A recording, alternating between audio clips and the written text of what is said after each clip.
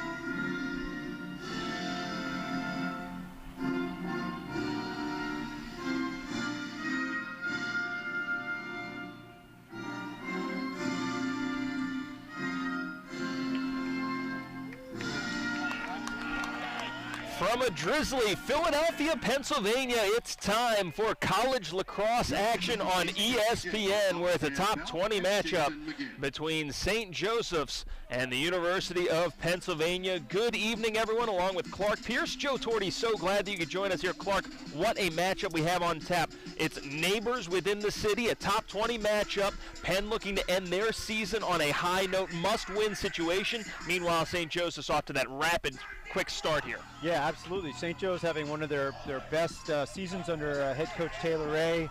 I mean, this is great. Tuesday night lacrosse. We got a great matchup. One of the top offenses in the country. St. Joe's scoring ranked 16th in the country.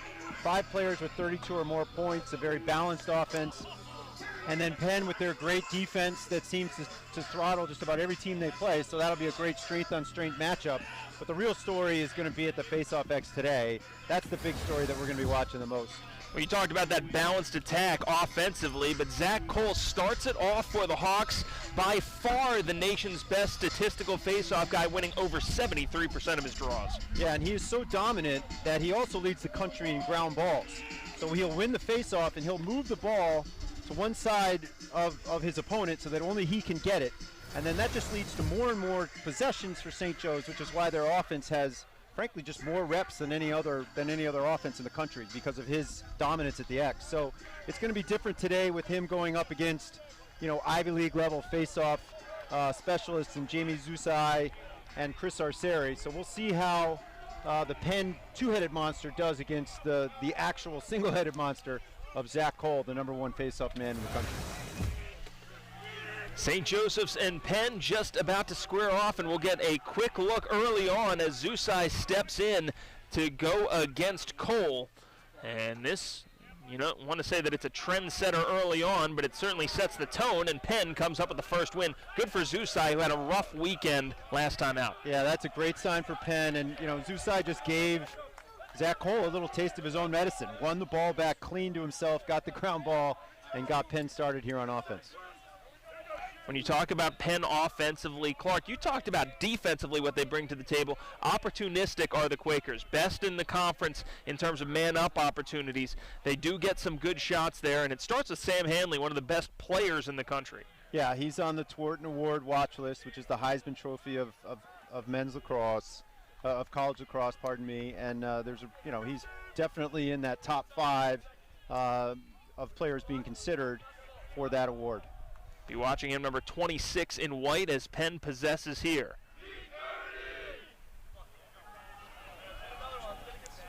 Shipley occupying that left wing, dumps it behind. Good ball movement early on from the Quakers, but a turnover here forced by St. Joseph's.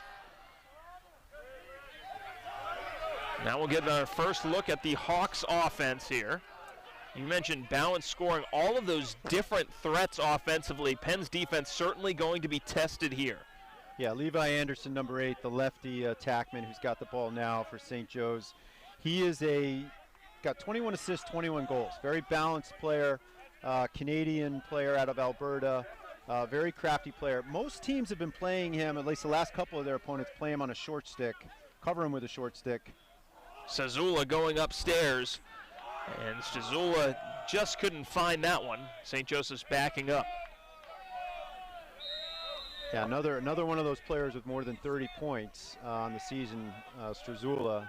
I mean, this is, there's 6 guys with 13 or more goals on this team, on this St. Joe's team, pardon me. St. Joseph's in the middle of a 7-game win streak, and that's coincided with Robbie Seeley taking over in goal. Yeah, and he's been solid. He hasn't lit the world on fire, but he has not let up easy goals. He sees the ball real well from outside. His defense has played very well around him, and he's taken over. And that seven-game winning streak is no mistake with him with him between the pipes. St. Joseph's looking for gaps in this Penn defense. Not easy to find. Piper Bond, the short stick. And now a low shot, seen by Birkinshaw, makes that stop. Yeah, and one of my favorite things is goalies that don't give up rebounds. So, a clean save right there by Birkinshaw, which maintains possession, and Penn gets another chance on offense here. Number 40 is Dylan Gergar, the leading goal scorer for Penn. Has 33 markers on the season.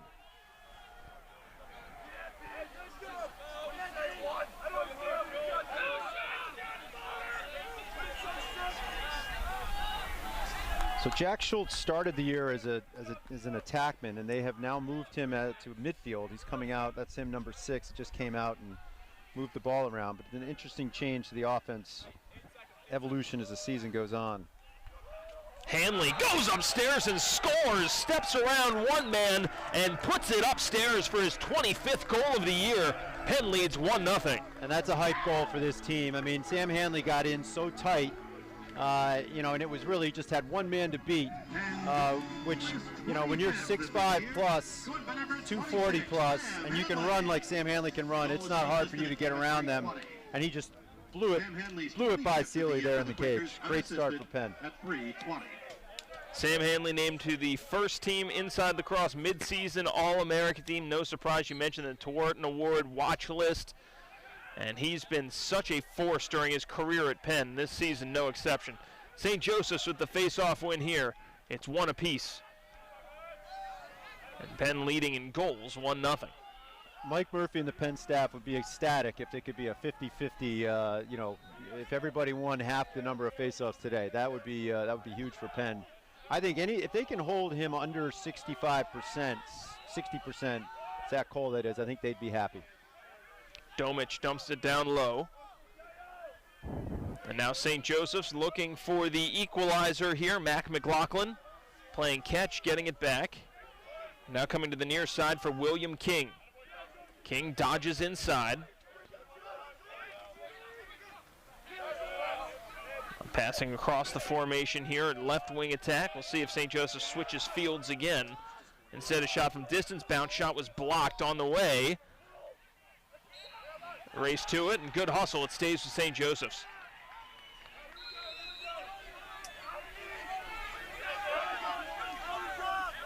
Penn operating outside the friendly confines of Franklin Field here at Penn Park. In the elements as well. Near interception made there. Ground ball up for grabs. Penn comes away with it. Nicely done by Theo Lenz. Theo Lenz is going to get, with Ed Arnold out hurt, number 4 for Penn. Theo's going to get more reps. We're going to see some different players at the midfield, amongst the committee behind B.J. Farrar as well. But that's where the depth that you develop throughout the season really pays off. Hanley trying to go for the highlight reel goal that time to double his money. It'll stay Penn ball.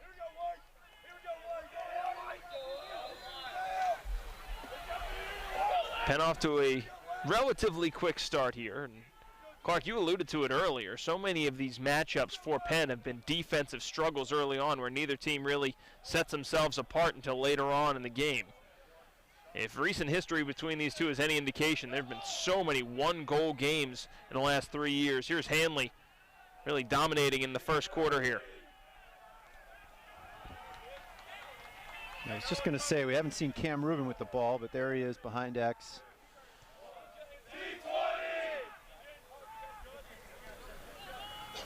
Rubin fading back.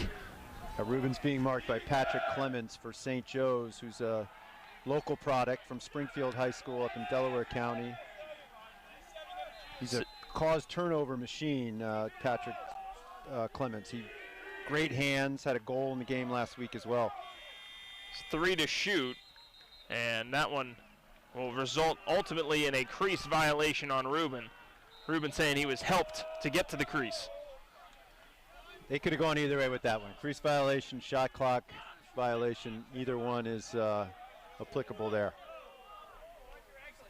Now carrying through is Strazula again. Nice move by Strazula to work his way free.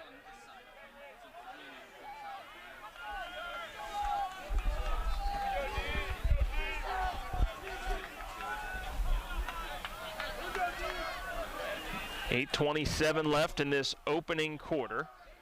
And for St. Joseph's, they've really run through their schedule, setbacks by a single goal to Delaware and Drexel. Other than that, it's been smooth sailing for the Hawks.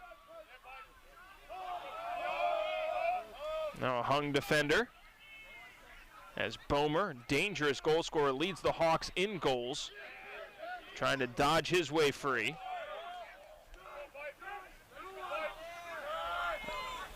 Hawks still with it, 19 to shoot.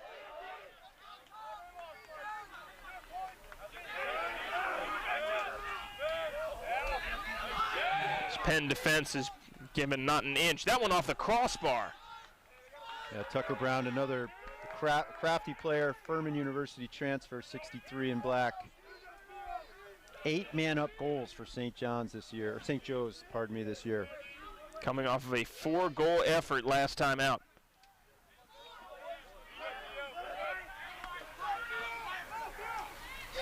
And that one's a score.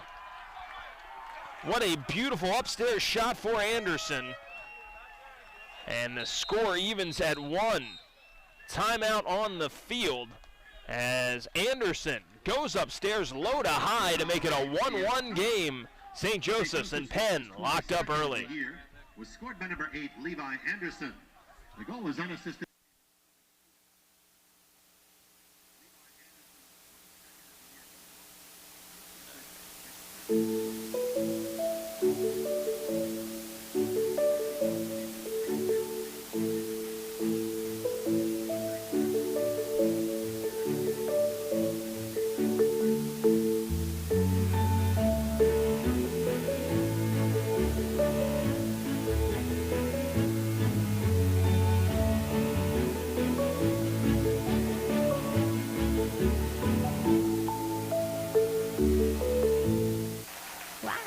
Coca-Cola Zero Sugar. Is it the best Coke ever? No. Yes. No. Yes. No. Yes. No. Try it first. I need to try it first.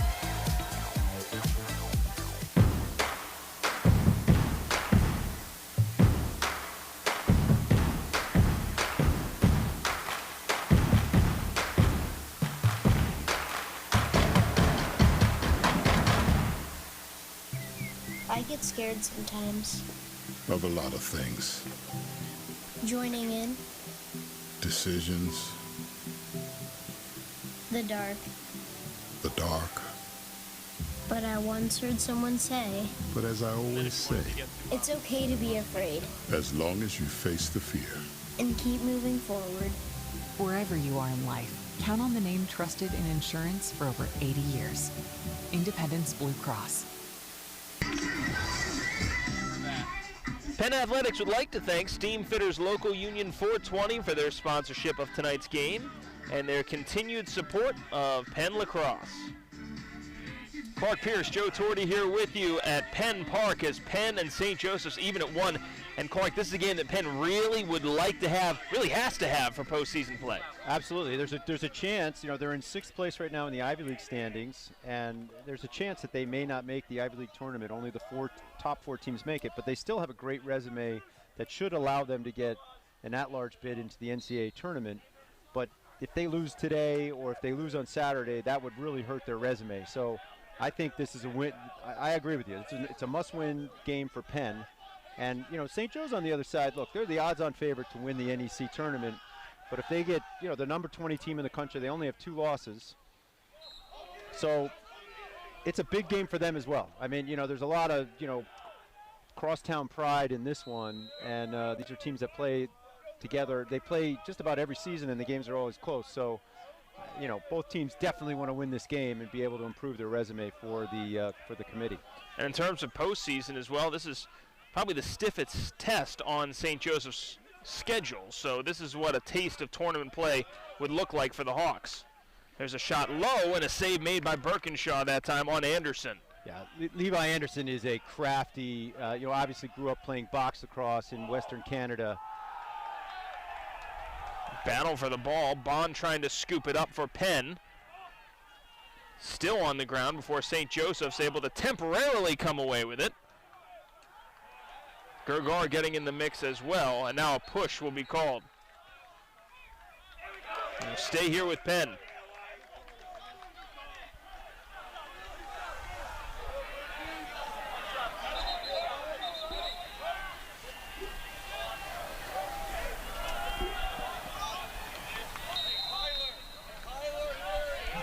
Play set to resume here. And Clark, it's fortunate for these players. It looked as though the weather might become a factor. It looks like it's drying out here at Penn Park a little bit. Yeah, a little rain for warm-ups, but we seem to be clear of the weather at this point. It's good for everybody, right? Yeah, absolutely. Good for the fans, good for us here on the broadcast side. A shot and a save made down low by Seeley. Mentioned Seeley a perfect 7-0. 55 save percentage on the year, and the junior's kind of been a revelation since he's taken over the cage. Yeah, took over on March 11th against Towson. You know, faced a volume of shots, 45 shots that day, but came away with the win, which started the seven-game win streak for these Hawks. We'll go down to St. Joseph's, nobody backing up there, and Hawks taking over.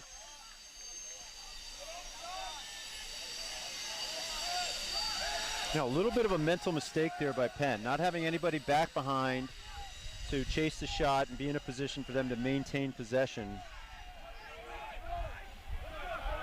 It's all those little things that, you know, add up over time. And for Penn, that's been something, not that one specifically, Clark, but the turnovers have kind of been a factor in their losses. In games that they win, really, they do take care of the ball much better. Yeah, it's a stat that we watch each time we do a game together, Joe. We take a look at where they are turnover-wise, and you know, if they minimize those turnovers, and their big wins at home, Cornell against Harvard as well, they really minimized the turnovers, and it led to big wins for them. So that's an important stat for them to watch today, along with how we're watching the face-off X for sure. Near turnover there for St. Joseph's. Instead, could turn into a scoring opportunity. Bounces wide, but another shot incoming here perhaps for St. Joseph's. 12 seconds left on the shot clock. And it'll go down instead on the foul.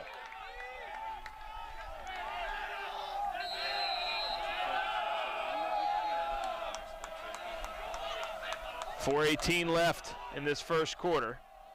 Now Birkinshaw helping out on the ride.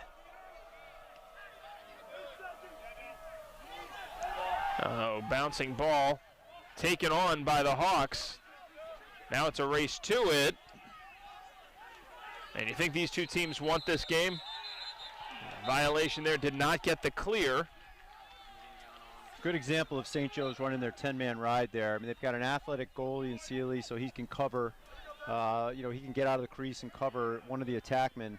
And Penn was trying to run Dylan Gergar over the line to help with getting the ball over, but the pass wasn't there. He dropped it, and it turned into a violation. You got to get it over midfield line and inside of 20 seconds before the clock gets off of 60. The shot clock gets off to 60. So St. Joe's with another possession. That's another turnover. So that's a third turnover for Penn here in the first quarter.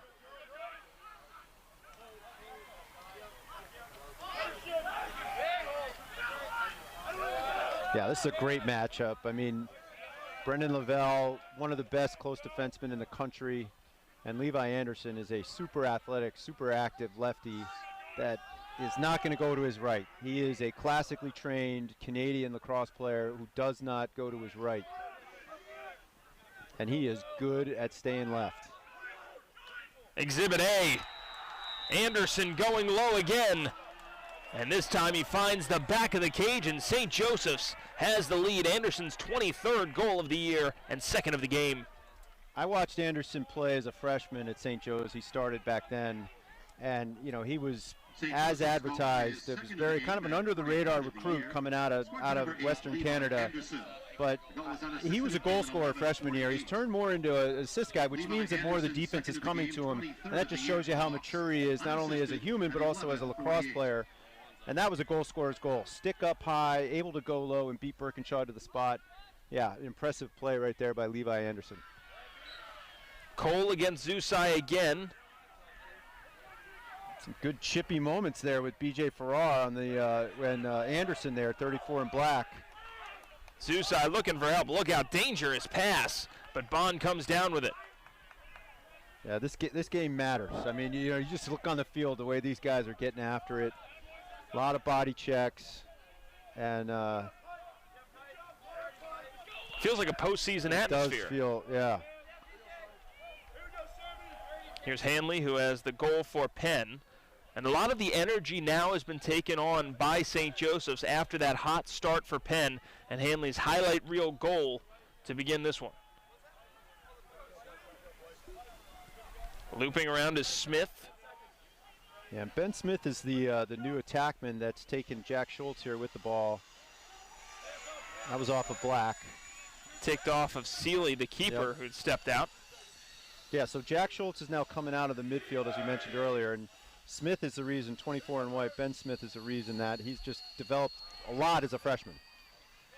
Good opportunity there for Smith. Got stoned right on the doorstep. A shot for Gergar from distance. And they'll stay here with Penn with 17 to shoot.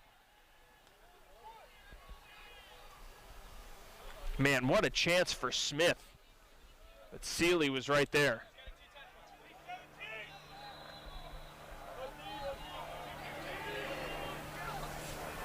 Hanley trying to work his way in again. 10 seconds to shoot for the Quakers. A shot low, bounced off the crossbar, so that'll be a fresh shot clock. Bedard going low and hit it flush on the nut at the bottom. Seeing a little bit of a different look here from Penn on offense. Hanley's working more the left side than he normally does. He works that right side. So seeing him get on that sort of that low left wing where he scored the first goal, and they're really pushing him down in that corner. We'll have to watch and see if that continues. Look at him dodging right down that left side. Just wide. It'll stay here. Yeah, he did everything right there except hit the cage. That was a great take, and he had a spot there to slide it in off stick side and just missed it. It's pretty clear what the game plans offensively have been for each team. Anderson and Hanley getting so many of the touches offensively.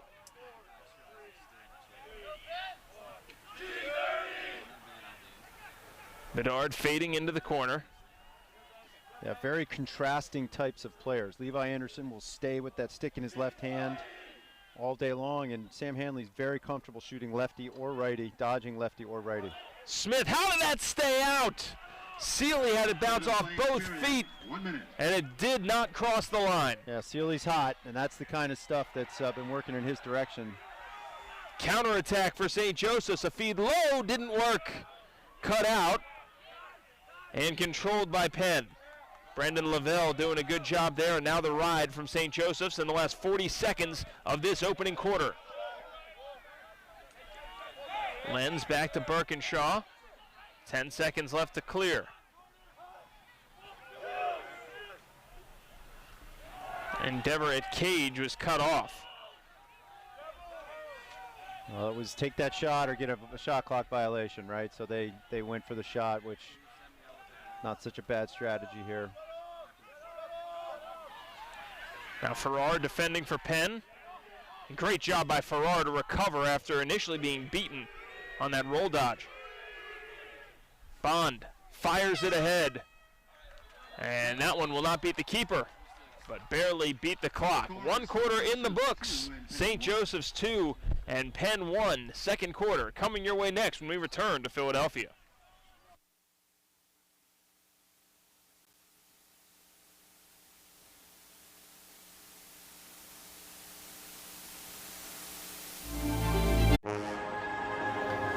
I want the world. I want... I'm defeated, feel mistreated. I'm so angry,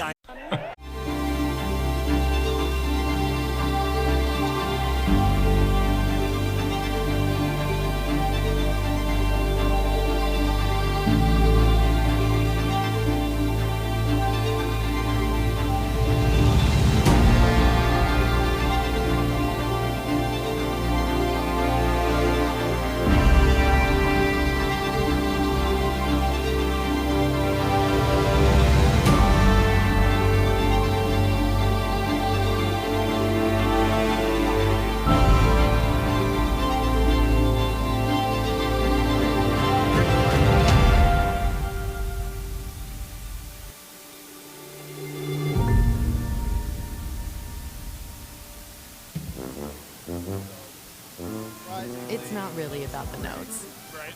I want them to find the music and make it their own.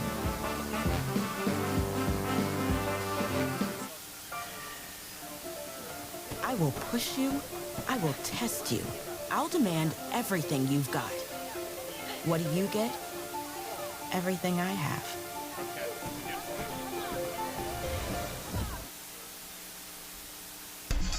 Second quarter just about to get underway here. St. Joseph's with a 2-1 lead over Penn here in Philadelphia. With Clark Pierce, Joe Torty, so glad that you could team up with us for this one. And Clark, we talked about how evenly matched these games have been over the course of the last several seasons, and this one's shaping up to be just like its brethren, a 2-1 matchup and nothing between them. Yeah, 15 minutes into it, and both teams with 4 shots on goal, both teams with 2 face-off wins. So that's a huge win for Penn. 2-1 on the scoreboard, but a very evenly played, hard played. This game is being played hard. No penalties though. Refs letting them play, which is good. Best part is we get 45 minutes of this. Cole comes up with a face-off win, dishes down low, and St. Joseph's starts this second quarter on offense.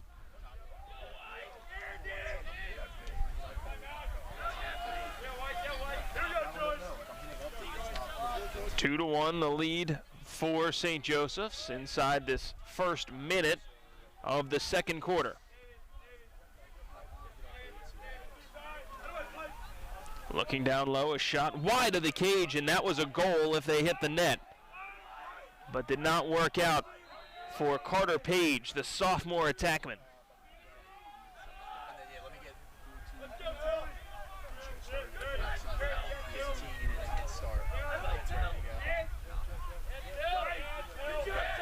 St. Joseph's in those black jerseys.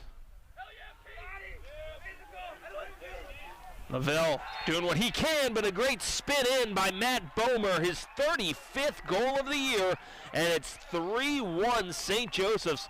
What a dodge by Bomer. Yeah, leads the team with 49 points. Also 106 shots so far this season. So I mean, he is kind of the straw that stirs the drink on offense for them, at least from a goal scoring and overall point standard. And that was a big boy play right there. I mean, it was a man's dodge. And he was able to beat his man and get the ball past Birkinshaw there.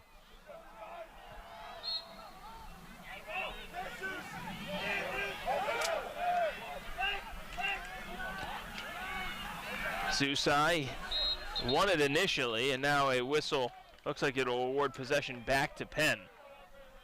Yeah, Zusai won that face-off, had possession, and then lost it, but they'll maintain it. So that'll put face-offs at 3-3, which again is huge. Oh, we do have a penalty flag down. First one of the game.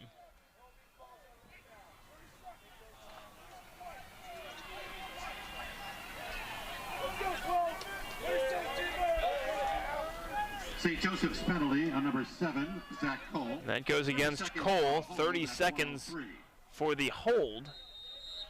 And now we talked about Penn, how good they've been, man-up opportunities, almost 50% on the season.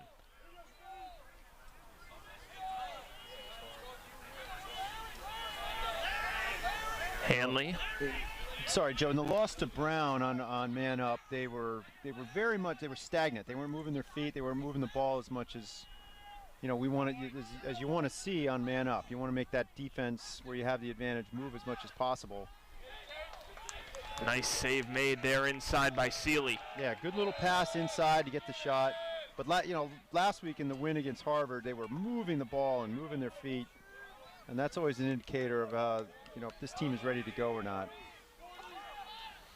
Hanley looking to cut into this 3-1 lead for St. Joseph's. That's an unforced error for Penn. Yeah, another turnover. Good penalty kill from St. Joe's there. St. Joe's came to play. They're up 3-1 here at Penn. They've got to be feeling pretty good about how things are going at this point. And timeout called by St. Joseph's. Timeout, St. Joseph's. 12:51 to go here in this second quarter. We'll step aside for a breather. It's 3-1 Hawks. They have the ball as well when we return. For the most up-to-date information on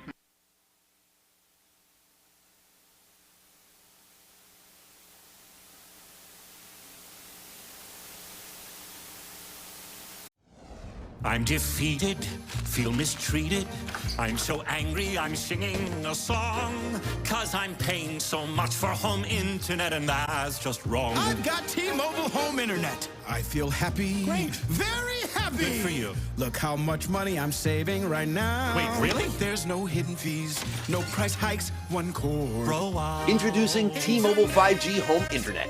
Just $50 a month. It's that simple. At Ace, your backyard is right in our backyard. So when you need to feed your grass, remove the weeds, or wrangle those leaves, go to the best place that delivers on top brands like Ego, Toro, and Steel. No warehouse store can match the convenience of your locally owned neighborhood Ace. So stop on by. You can also order online for curbside pickup or get what you need delivered today. Around the block, what you need in stock with people who know their lawn care. Ace is the place with the helpful hardware, folks. No fees or minimums and no overdraft fees are another reason banking with Capital One is an even easier decision than this. I'll take Barkley. Yes! Yep, even easier than that. What's in your wallet? Let's go again. One more. One more? Want more?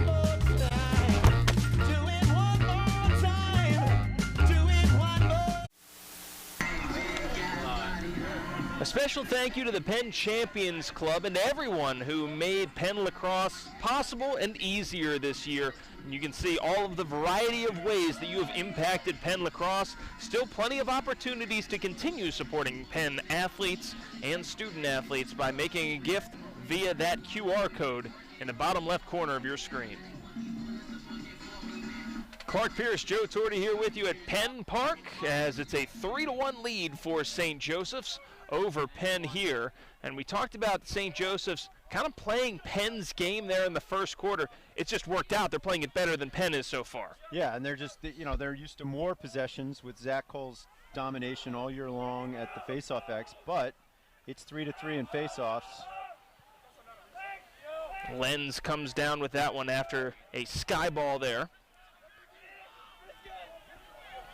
And there's something to be said as well, Clark, for St. Joseph. Some detractors would look at their schedule and say, hey, have they played that top-tier opponent yet? But this is a team that's as hot as any team in the country at this point. Yeah, Delaware was ranked in the top 20 when they played them. Delaware was, a team that gave a good game to Duke around that point in time in the season. So that was a good loss, if you will, a one-goal loss to Delaware. But you can only play the conference schedule that you're, affiliated with, right? So the NEC, usually Bryant is a real tough game for them. It was a solid game this year, but not, Bryant isn't as good as they normally are. Look, I also think there's a good opportunity for Rubin. Backed himself up as well. I also think St. Joseph's raised the bar in the NEC. I think they are the clear best team in the NEC, and they have been for the last couple of years. And that's just a credit to Taylor Ray and his staff and the players they recruit. And, you know, they've gotten a bunch of kids in from the transfer portal as well, which have really improved the level of play and made them a tougher opponent. 11.5 minutes left in this first half. Penn desperately looking for another goal here, as they've been shut out since scoring the first goal of the game. Fury dodges inside, shoots, and that's a big save made by Seeley. Seeley seeming to see the ball very well so far. That was a great dodge by Fury, but he's got to complete that right there. I mean, that was a great dodge through several players and got himself right in front of the cage, but couldn't finish it.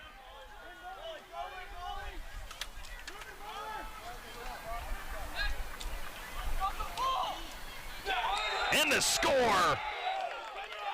That one a little bit of a surprising shot, perhaps went low, but Penn celebrating on the sideline as now they've drawn back to within 3-2. And that's a big one to see go down for Penn.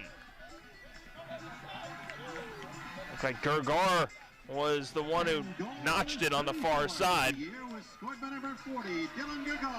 Well, I'll tell you, Casey Mulligan, the first time we're calling his name, number 48, he had a great role in that goal. And that might be one of his first shifts of the season. I mean, he's a high recruit, was a four-star recruit, number 60 overall in the country for the 2021 class. So another freshman getting some reps and playing an important role very quickly in this game, getting it back to a one-goal game. You know what, credit to Coach Murphy of Penn, and not liking what he's seeing in the midfield and making a change or two there, including Mulligan, in order to make that happen. You know, you can. What an answer on the other side. St. Joseph's so quick. And right back to a 2-goal advantage for the Hawks. What an answer to silence the Penn Park crowd. And that's another hat trick for Anderson. Third goal of the evening, and he's been all of the offense just about for St. Joseph's. Yeah, that's his third goal, as you mentioned. St. Joseph's goal, his 35th of the year, was scored by number 62, Carter Page. Or check Carter that. Page got it on the last goal. Check that. So now 3 different players have scored for St. Joseph's, and that lends itself to that balance that you were talking about, Clark. And the face-off win by Zach Cole, he brings it down and, you know, gets it to Page for the finish. Looks like he's working his way into a rhythm now, but Farrar trying to win it for Penn. Zusai pushes it ahead and scoops it up himself.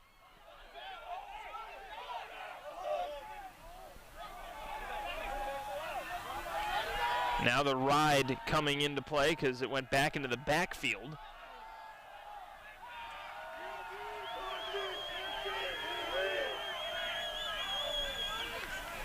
A bounce shot at goal, seen and stopped by Seeley.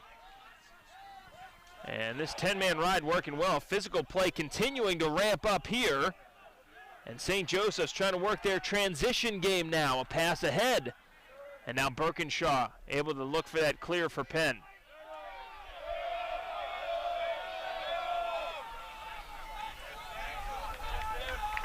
Hanley taking it himself.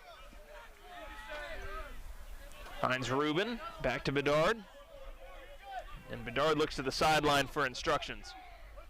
10-man ride is starting to wreak some havoc. I mean, for St. Joe's against Penn. So when St. Joe's has a chance to set it up and do it, it's been very effective so far today. A feed in front, jump shot, and that one's just off the crossbar. So just seeing Theo Lenz here, just came over to the sidelines. Looked like he's going to get some attention. Number 43 for Penn's defense. Certainly be one that we'll be paying attention to over the course of this evening.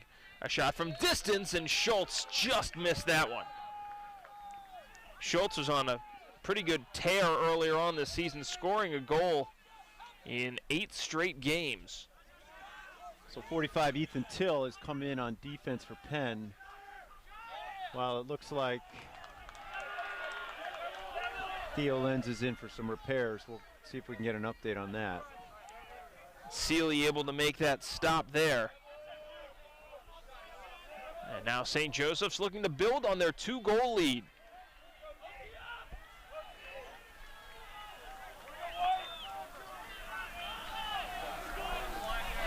Levi Anderson with 2 goals to pace the Hawks. He's been literally the difference so far.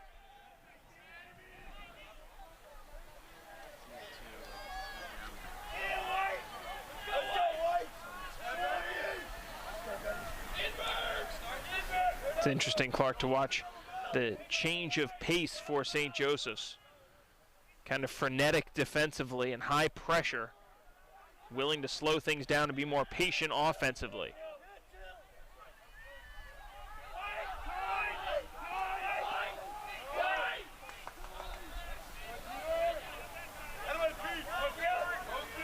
Once again, good defensive posture by Penn. A shot from distance and a score. Grade A celebration as well, as Tucker Brown scores his 33rd of the year, and he becomes the 4th different Hawk to score this evening.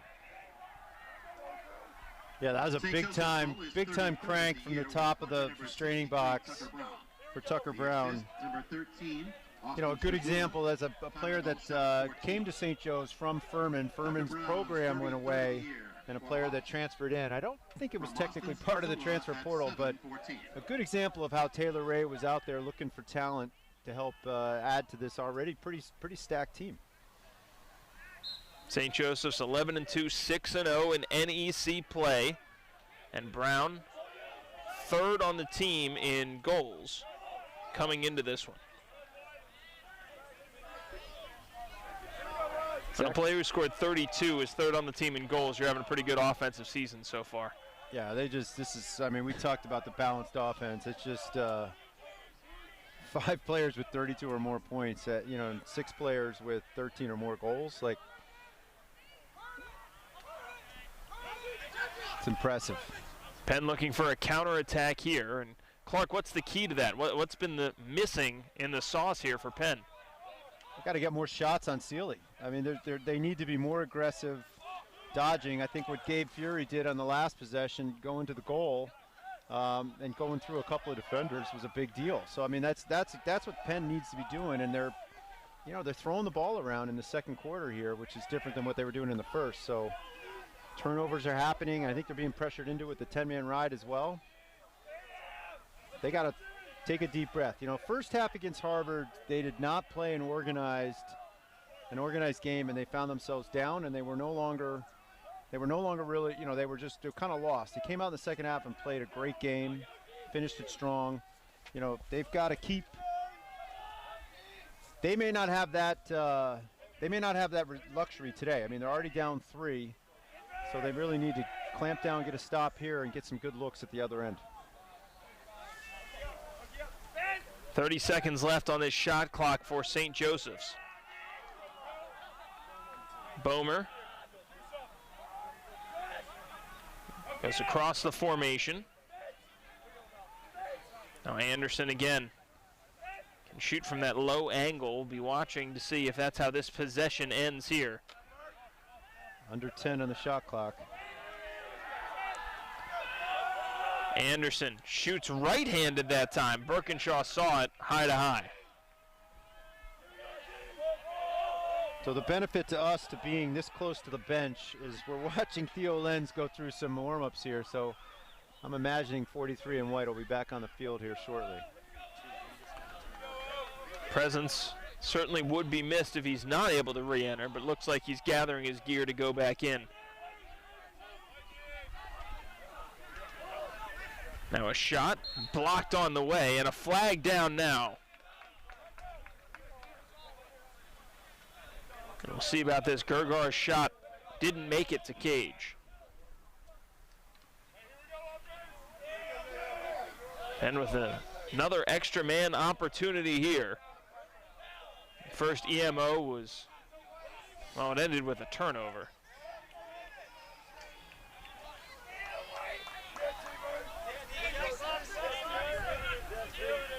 St. Joseph's penalty number 18, Matt Popek. 1 minute for unsportsmanlike conduct at 9:52. Matt Popek called for unsportsmanlike conduct for St. Joseph's. We'll also get a look at Tynan Walsh, the extra man specialist for Penn, number 60 on this near side, has the ball now. Yeah, 2 freshmen and a sophomore on this man-up unit right now for Penn. Walsh and Smith, the freshman, and Cam Rubin, the sophomore. There's an extra man goal on the feed from Hanley. And that's exactly what the doctor ordered for Penn. They're able to find the extra man goal to make it a 5-3 lead for St. Joseph's.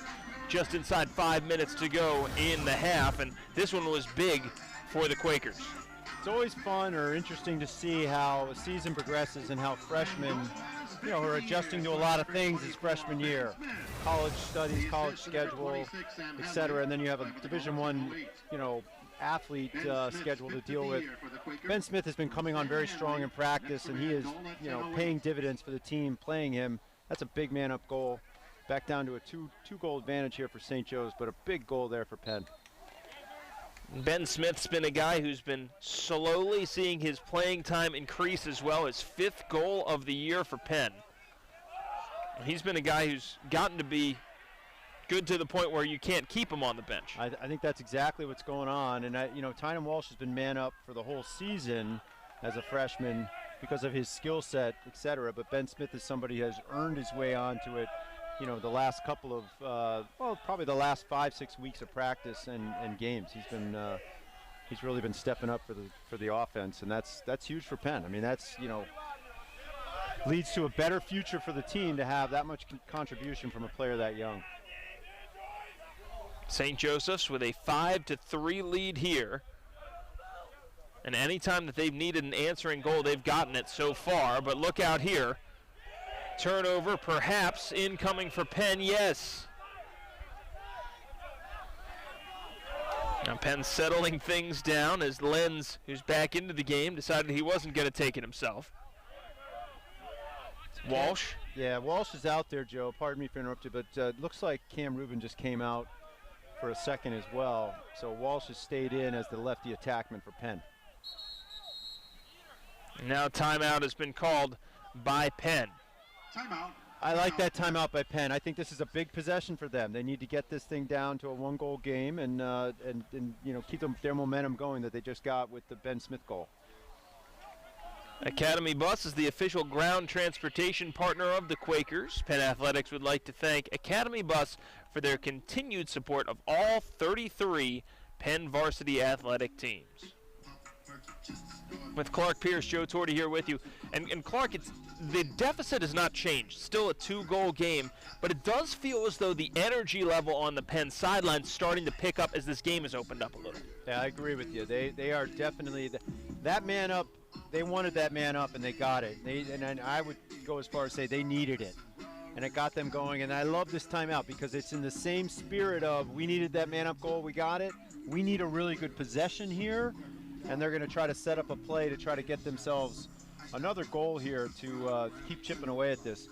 Hey, look, St. Joe's, this number 20 ranking is no joke. I mean, they're legit. I think they could actually be ranked a little bit higher. I think what keeps them down, as we've talked about before, is the level of competition in their conference. Penn has played, and I've referred to it several times, the Ivy League this year is an absolute buzzsaw. Every game is hard. Every team, Dartmouth might be last in the standings, but they have played Princeton hard. They have played Penn hard. They have played, they've played everybody hard that they've played this year, and they have a chance this weekend on Saturday to continue to do that and try to get their first win. So when your number 7 team of a 7-team league makes everybody work hard, and they're 0-5 at this point, 0-5 in this point, and that tells you something. I mean, the Ivy League has just been super tough, but look at St. Joe's. St. Joe's hanging with one of the best teams in the Ivy League, and at this point holding a 2-goal lead. And if you had questions about St. Joseph's and whether they'd be game for this one on the road, late season, out of conference game, they've certainly answered those questions in the early going here. 3:30 to go in the first half of play. Penn looking to cut it to a 1-goal game.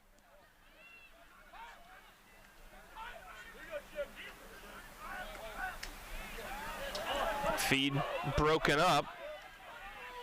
Battle for the ball, won by Penn, nicely done. Temporarily though, and a turnover forced that time for St. Joseph's. And Penn's going to be frustrated there. They thought they had another chance at it, but instead it's the Hawks taking over and looking to build on the lead. A shot. Birkinshaw saw that one.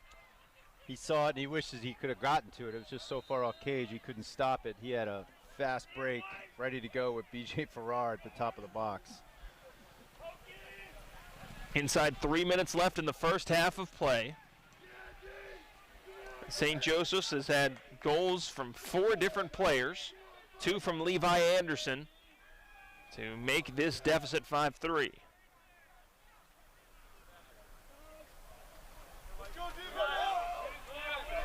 Skying for that one is Bomer, one of those goal scorers.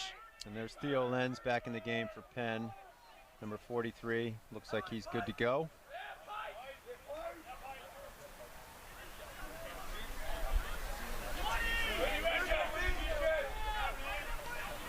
Bomer rolls, gets knocked by Farrar. Now another opportunity, no.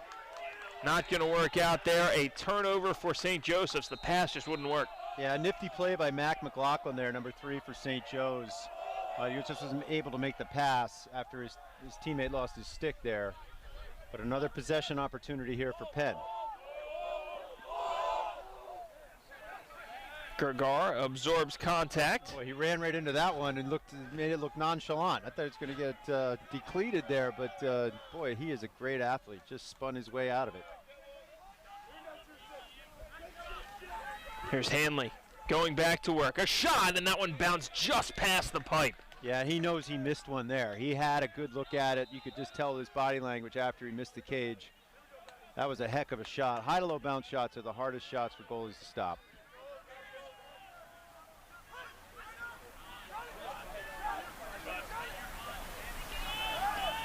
Schultz gives it up. Gergar always looking for his shot. Looks down low, and a score! Quick delivery for Matthew Wang from Gergar. Or check that, make it Tynan Walsh, the freshman, able to find the back of the cage. And we talked about a rare assist for Gergar. That's number 10. Yeah, so I was going to say the back-to-back goals by the freshman that we've been talking up so much here in the first half. So, you know, Tynan Walsh scoring goals for you, that's bonus, right? That's bonus for Penn. And it was a great look, a great pass from Gergar. All he had to do was step, and he went low to high and beat Sealy on that one. You talked about Walsh's skills earning him a spot in the man-up opportunity there. What is it about Walsh that allows him to contribute as a freshman? Well, you know, he was a player, you know, the 41st ranked player in the country coming out of high school last year. More of an assist guy in high school, and I think that's why he's on man-up, is that he's a good lefty that can feed the ball and move the ball around quickly. And that's why he's out there. But, you know, he's a guy that, you know, a lot of the same skill sets, if you will, as Cam Rubin, a lefty that can finish, has some sniper qualities, but he's got a little bit more of that assist skills in him. But a very smart player. I mean, talking to Coach Mike Murphy about him, he picked up the offense as quick as any freshman he's ever had in his program. That's saying a lot. Rewarded there with the score, and what an answer for St. Joseph's. Curling around cage was Bomer for his second goal of the evening. And every time Penn cuts it to one, St. Joseph's is ready, this time with just 13 seconds left in the half. Yeah, you know, St. Joseph's, they're just kind of acting as if they're better than Penn at this point, and they're playing like it. They're leading them by 2 goals, but they're answering every single time. They've got a hammer at the X and Zach Cole. Their defense plays really well together. Goalie is solid. Like, you know, this is a top 20 team for a reason, and they're showing it to us. And they're stepping up and playing Penn hard here. This is great. And to your point, Clark, it seems like Penn's worked so hard for all of their goals, and St. Joseph's just coming back down the other way and doing whatever they feel like right after Penn scores. 5 seconds left. We'll see if the Quakers get a shot from Farrar. And that one's seen and stopped by Sealy. And that's how this half ends. St. Joseph's maintaining that 2-goal advantage over Penn. Halftime coming your way next when we return. It's college lacrosse on ESPN. Quaker fans, gear up for lacrosse season at the official online fan.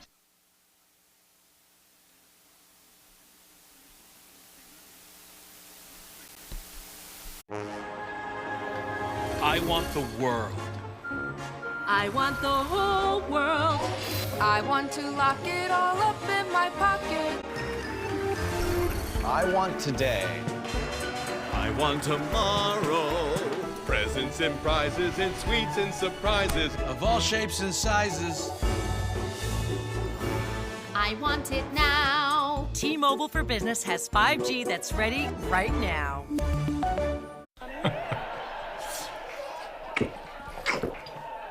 Oh, I want ice cream. Seriously? I'm gonna drive to get my ice cream. No, you're not. Play with this. No, I'm driving. Really? Drinking and driving? How old are you? I'm a big boy.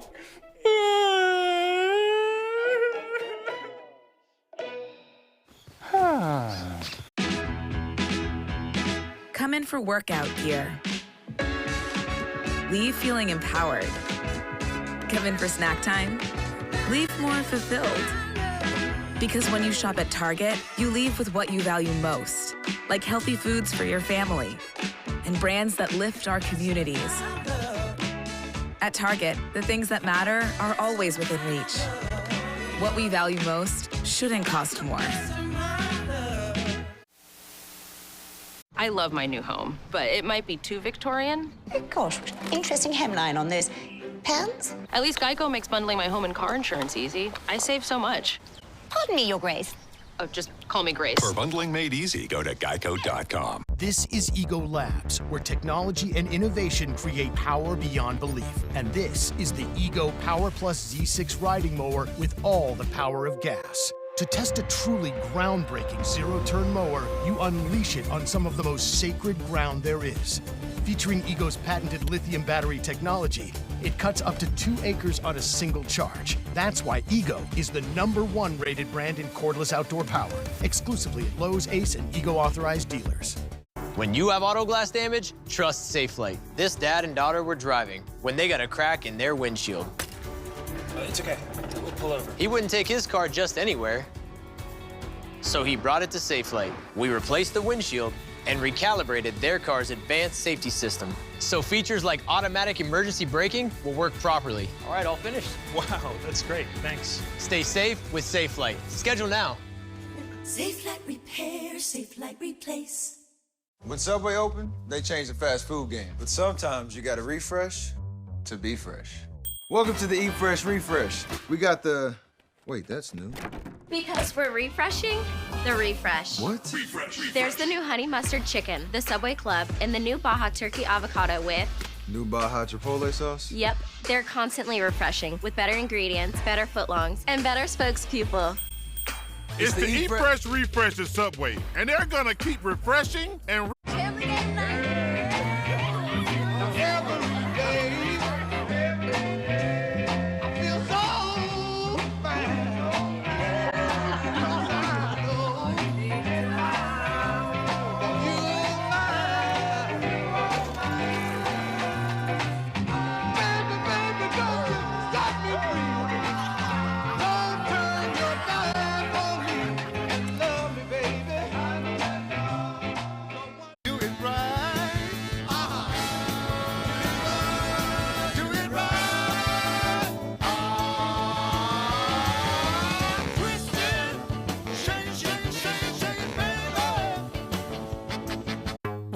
One tap, so stacked. A whole lot of everything. Now that's facts. And man with the dunk, so ridiculous. Dribbling brilliance, just like Vinicius. Scores and stats make you wanna get that. It's only for everything. The ESPN app. And it's lights out and away we go. So that's a big crash. Get in there.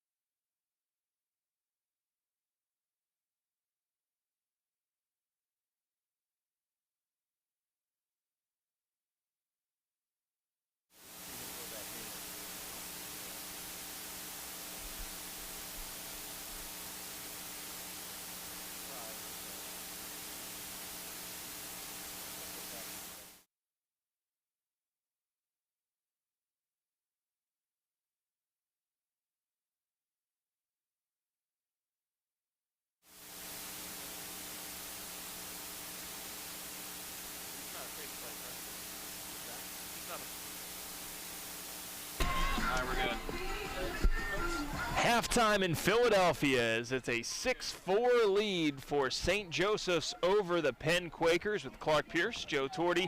Glad that you could be here for this one as it's a battle of Philadelphia-based teams. And Clark, this is perhaps a little bit of a surprise. Upset alert for Penn. You take a look at the halftime stats brought to you by the Study Hotel. And we talked about how even things really were in that first half, especially in the first quarter. But you look at the ground balls advantage for St. Joseph's. Yeah, ground balls. The one that jumps out to me is the face-off. So, Zach Cole for St. Joe's is the best by percentage, the best face-off specialist in the country. And Jamie Zusai is really holding his own against him and doing exactly what Penn needs him to do for them to be, in this game. But they're going to need more. They were able to get in that second quarter. They were able to get more shots on goal, which is what they need against Sealy, but they weren't putting enough of them past him. So either he was making the save or they were missing the cage. It seemed like they were missing the cage more to me, but Penn's got they've got a hill to climb here. They've got to get ahead of this team and stay away from them. This is Penn's got a dogfight here. This is a tough game, and St. Joe's came to play, and they're in the lead for a lot of reasons. They're playing better. Another face-off win for St. Joseph's, so they'll begin this second half with possession of the ball and another good win for Cole.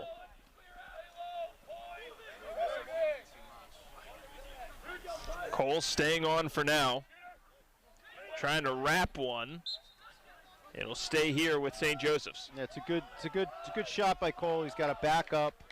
He gets off the field. The offensive players come on, and they've still got 60 seconds here to get a good look and get this third quarter going.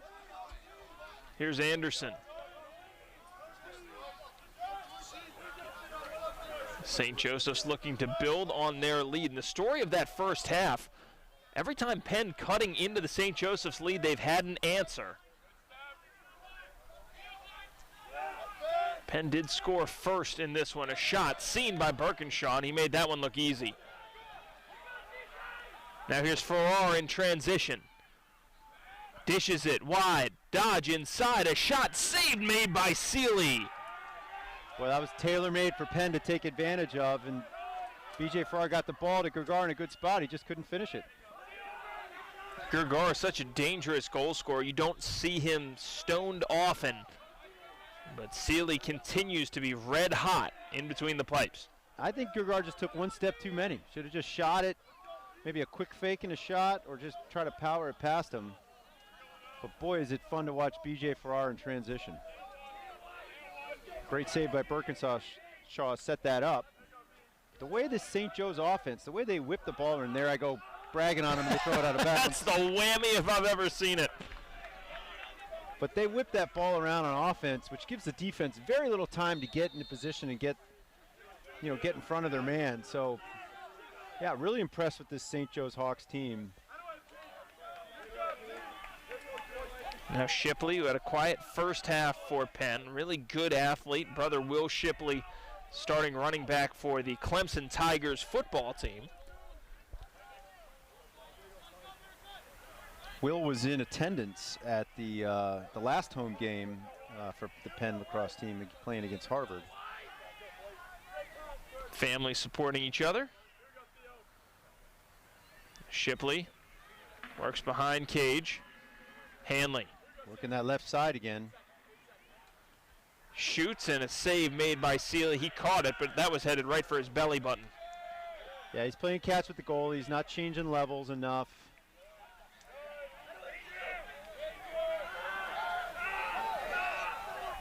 Sealy assisting here on the clear. Carried ahead by Teo Domich. Graduate student out of the Los Angeles area, played at West Ranch High School. Was a pretty dominant player out there in his high school years. It just shows that Western expansion of the game. Great athletes out in California that come east to play college lacrosse, and Teo has been a contributor at St. Joe's for several years now. And you're really seeing, Clark, over the course of the last several seasons, the coaches that are willing to tap into that pipeline, and a score made there once again. Now it's a 3-goal lead for St. Joseph's. Mac McLaughlin, the junior, able to find the back of the cage.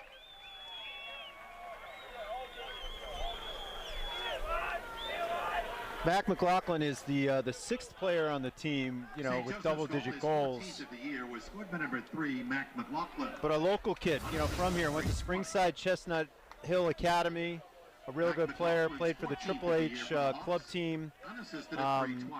Got a younger brother that plays at Catholic in the Division III, freshman down at Catholic. Mac's a great player, and it just, you know, got a step on his man, had his hands free, and put the ball past Birkinshaw.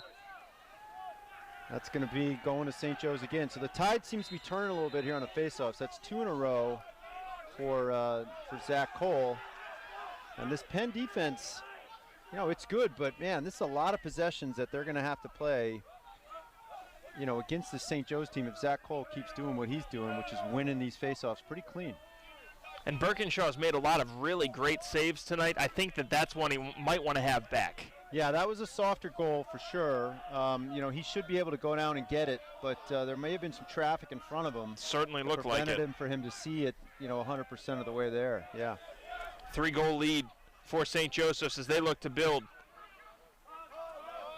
Hawks have been pretty surgical here through the first 2.5 quarters. You know, I just love the pace that they play with. I mean, I know they're static behind the cage right now, but when they're moving the ball, they're moving their feet. They move with immediacy.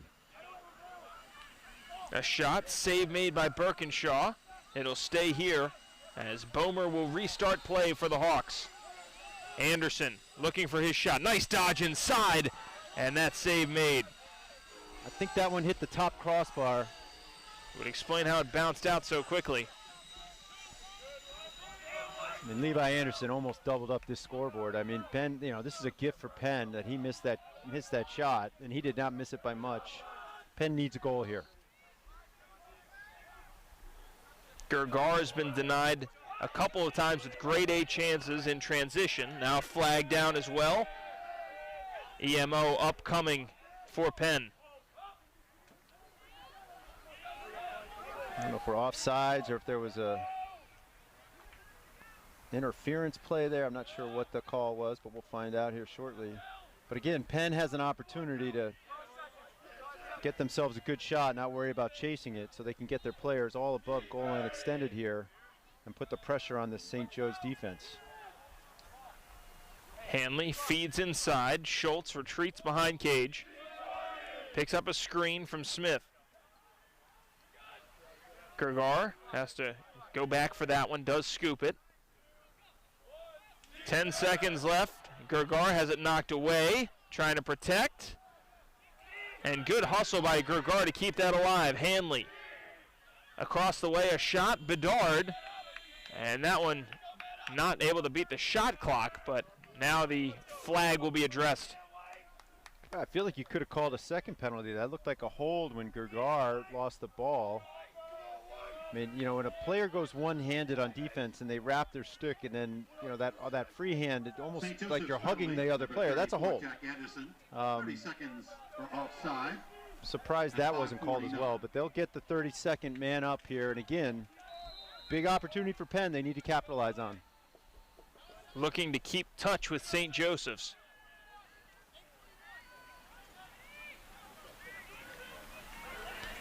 Hanley looking low. That one tipped perhaps, and it'll go down to St. Joseph's. Penn can't believe it. No, they just It'll changed switch it. Yep. And there you go. Ben Smith looked incredulous for a moment. Ben Smith for the defense, right? Exactly. Shots wide, backed up by Walsh. Penn has scored on the man advantage. Penn needs a Cam Rubin or Sam Hanley goal here. I mean, there's a shot from Rubin, and that one missed. That was a great look. He just missed the cage. I mean, it's exactly what they needed. Now the penalty killed off. You can see Hanley dealing with pressure from behind. Pretty good action there for Penn. Hanley trying to bowl his way past, and you'd call that one a low percentage shot, Clark. Yeah, but he just misses the cage. I mean, he's got, you know, with his frame, he can protect the ball and get his hands free, and he's got a good look at it. He's just got to put it on cage. Schultz feeds behind, and a shot clock violation. Pretty rare for Penn. Haven't seen them commit very many of those, but that one solidly an unforced error. It looked like they just lost track of things. Yeah, that was like a 2-minute possession odyssey for Penn that did not end the way they wanted it to end, and I'm going to mark that in the play-by-play here as a moment that they'll look back on if they don't come out on top of this game. Well, and especially as you look at the DNA and the makeup of this team relative to some Penn teams of years past, where scoring 18, 19, 20 goals was not a huge imposition. For this team, it is. They're in the 13, 14, 15 goal range usually, so it's not like the goals are flowing all the time. Yeah, they scored 8 goals against Harvard in the second half, and you know they're going to need an outburst like that here just to be able to stay competitive, frankly. St. Joseph's appealing for a hold there. Dogged defense from Penn. Approaching 30 seconds left, and a shot and a score! Spectacular goal that time. And Page knocked to the ground, but knocking the ball into the back of the net. And the Hawks all over the Quakers. It's 8-4 midway through the third quarter. St. Joseph's goal is second of the game and 36th of the year.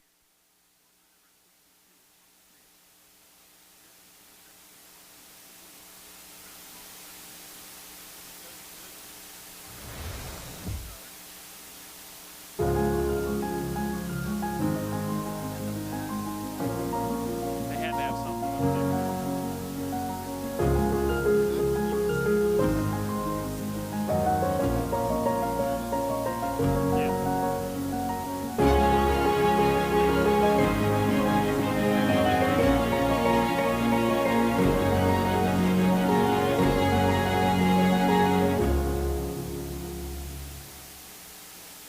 Wow, this new Coca-Cola Zero Sugar. Is it the best Coke ever? No!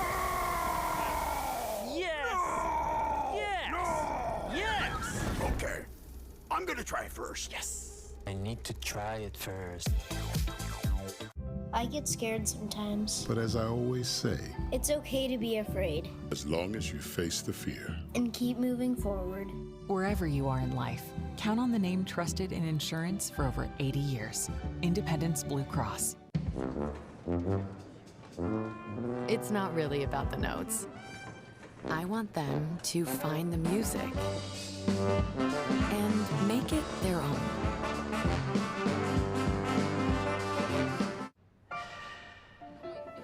I will push you. I will test you. I'll demand everything you've got. What do you get? Everything I have.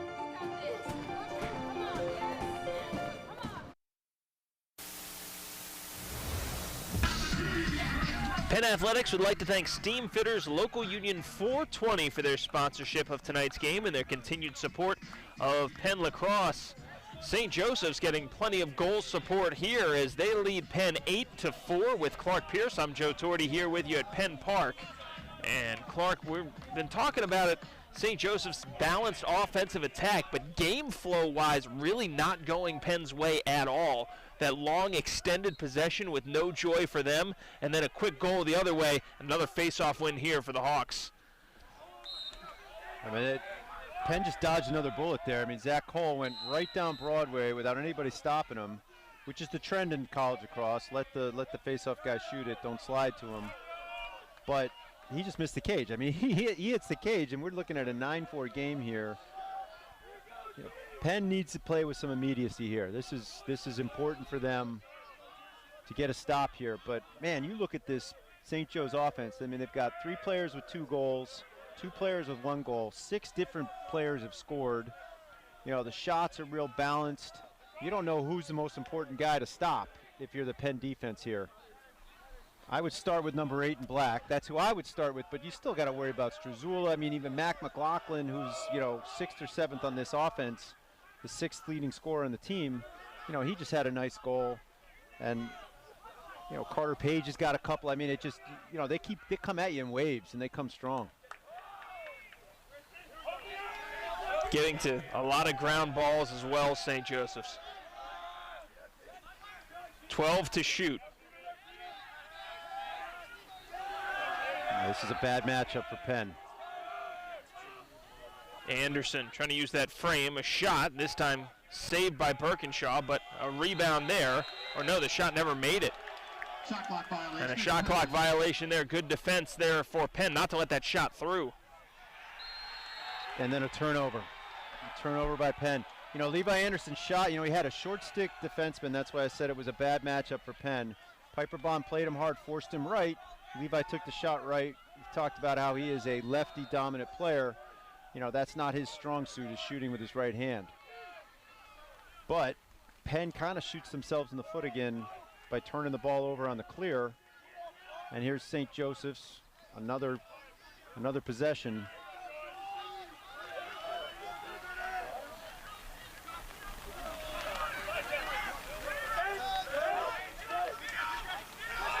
And the Hawks have made the most of every possession, taking a lot of time off as well. It's just the third quarter, plenty of time left, Boot. Yeah, Levi Anderson loves those skip passes across the front of the goal. It's been a good facilitator, a shot and a score. This one again from some distance away. And that goal makes it a bigger deficit. Strazula serving as both a facilitator and now a goal scorer in this game. It's 9-4. So that'll be Strazula's first goal of the game, but third, St. Joseph's goal is 20th of the year with third point, 2 assists. So Strazula, the assist to number 4 Matt. Yeah, this is an impressive showing by the St. Joe's team. I mean, their movement on the offense, the way they move the ball, the way they move their feet, they are giving Penn, you know, a top flight defense in the country. They're giving them fits. And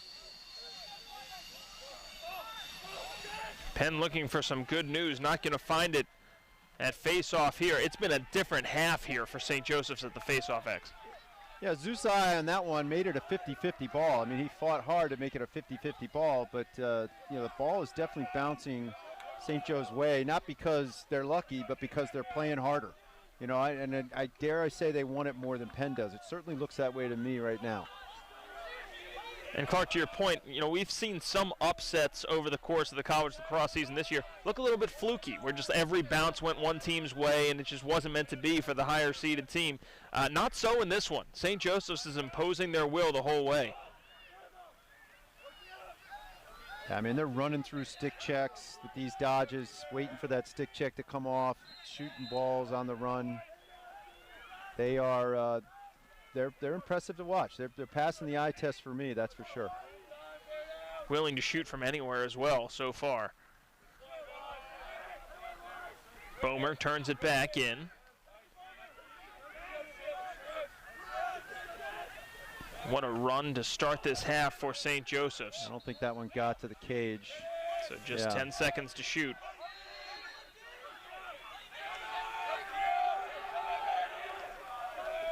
Dodge in, and Birkinshaw saw that one. It missed cage again, and this time it'll go down to Penn.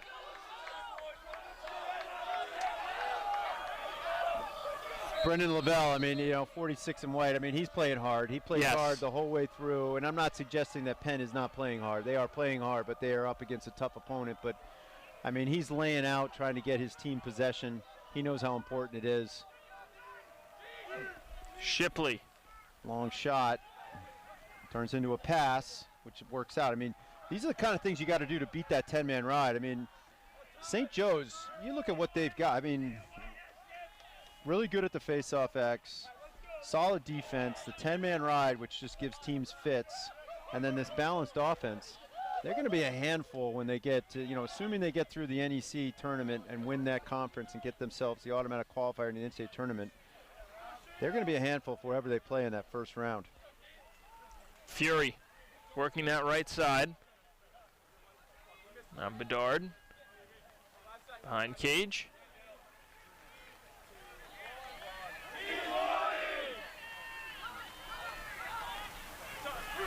Now a shot. We'll stay here. Yeah, 15 to shoot. That's a great take, a good look, but again, not on Cage. 10 seconds to shoot for Penn. Deficit is more than they've scored. Fury dodges inside, and what a score for Fury. Had to have it, and that one just tucked inside the far post. And Gabe Fury scores his 9th goal of the campaign to make it a little bit closer. Smart lacrosse play by Gabe Fury there. He was about to shoot and knew he needed to take another shot to get past his man, get his hands free and shoot, and he didn't force it by getting in that close and waiting for the defenseman to run through his check. He was able to make the proper play and close this thing down to a 4-goal gap. So potential signs of life here out of Penn.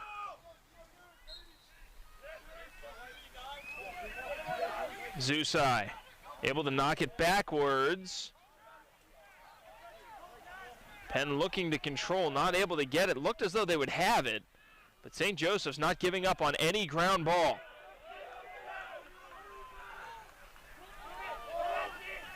Now finally Penn able to control. All right, that's a good win for Penn.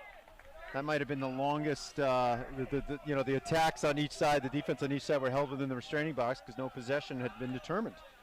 But look, Penn is doing what they needed to do at the X. They've made it essentially a 50-50 proposition.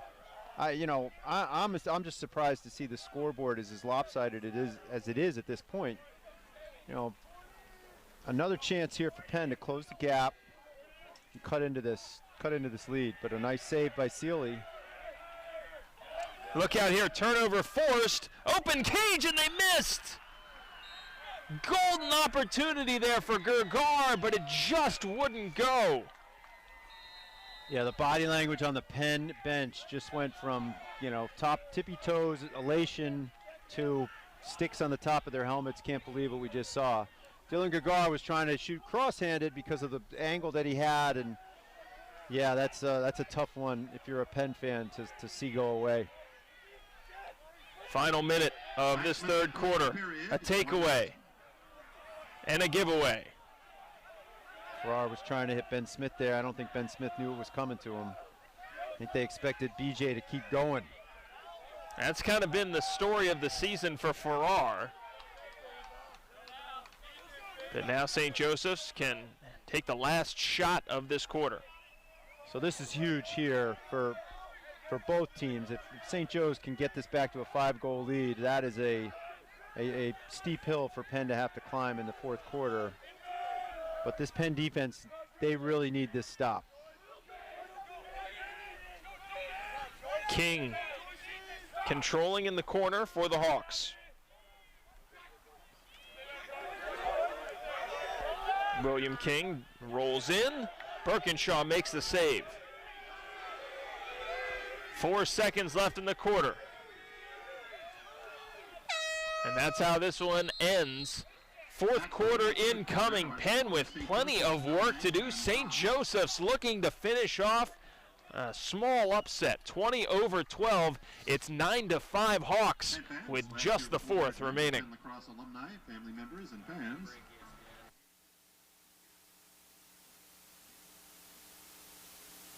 Lucky for me, there's some great golf here in the Carolinas. Whether you golf or not, Geico could help you score some great savings on car insurance. Whoa! Oh, all in one. Geico. See all the ways you could save. Oh!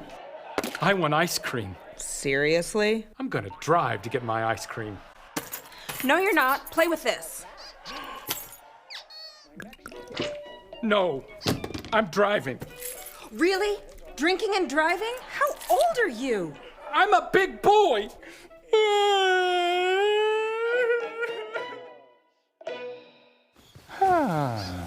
When Alaska Airlines needed a partner for the complex operations of travel, they made the switch to T-Mobile. Our 5G has Alaska Airlines and their customers covered, from major hubs to remote destinations. With 5G coverage ready now for the demands of today and the future. T-Mobile's network powers Alaska Airlines as they deliver next-level care for all customers. 5G ready now. That's how unconventional thinking is better for business. Hack your first shave with the Philips One Blade First Shave. Designed to protect your skin against nicks, cuts, and burns. Hack your first shave.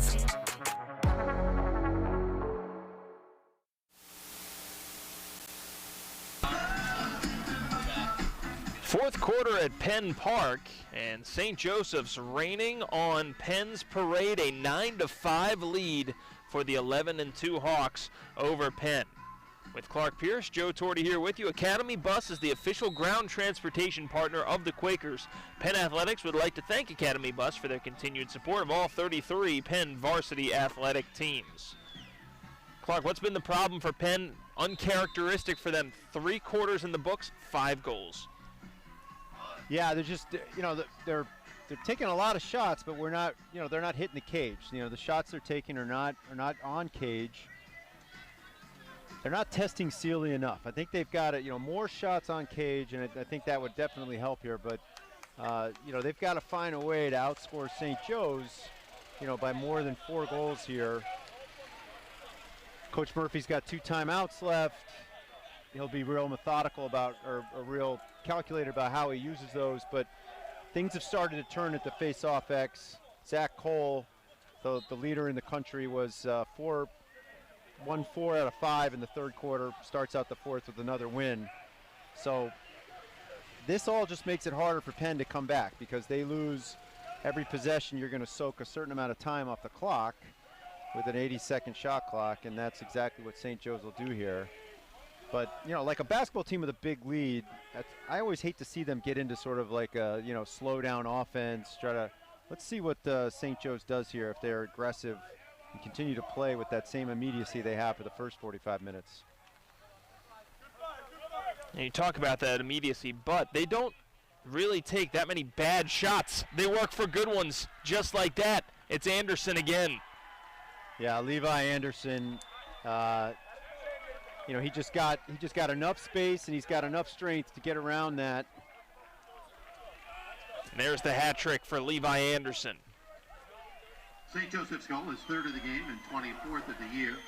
Scored by number 8, Levi Anderson. Anderson having himself a monster game on that far side. Levi Anderson's 3rd of the game, 24th of the year for the Hawks. Yeah, that's huge for St. Joe's. Just makes that hill even taller, steeper, pardon me, for Penn to climb, and they keep rolling at the X here. Zusai is going to get in front of them.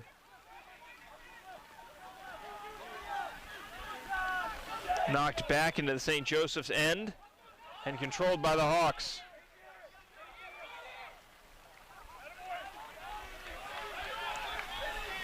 St. Joseph's continuing here to impose their will on Penn. Quakers need to find something, a big hit, a turnover, transition goal to turn the tide here. 5-goal deficit.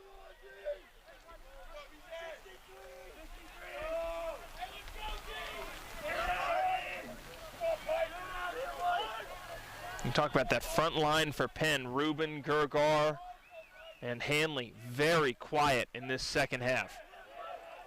Yeah, Rubin with only 1 shot today, and that one wasn't even on cage.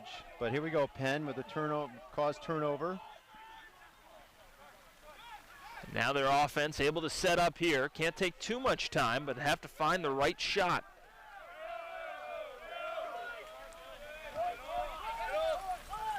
Yeah, I'm surprised they didn't go to the goal there. A couple of offensive players for St. Joe's. Struzula were locked in on defense.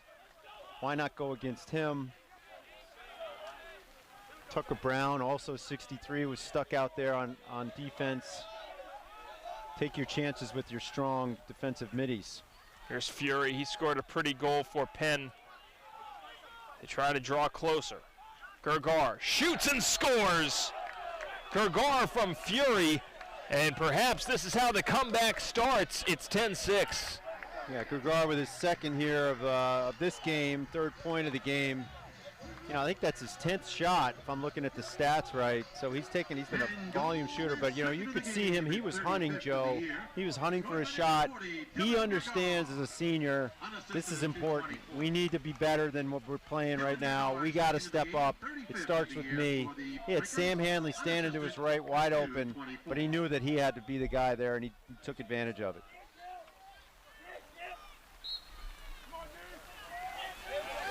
Susai, big face-off win there for Penn.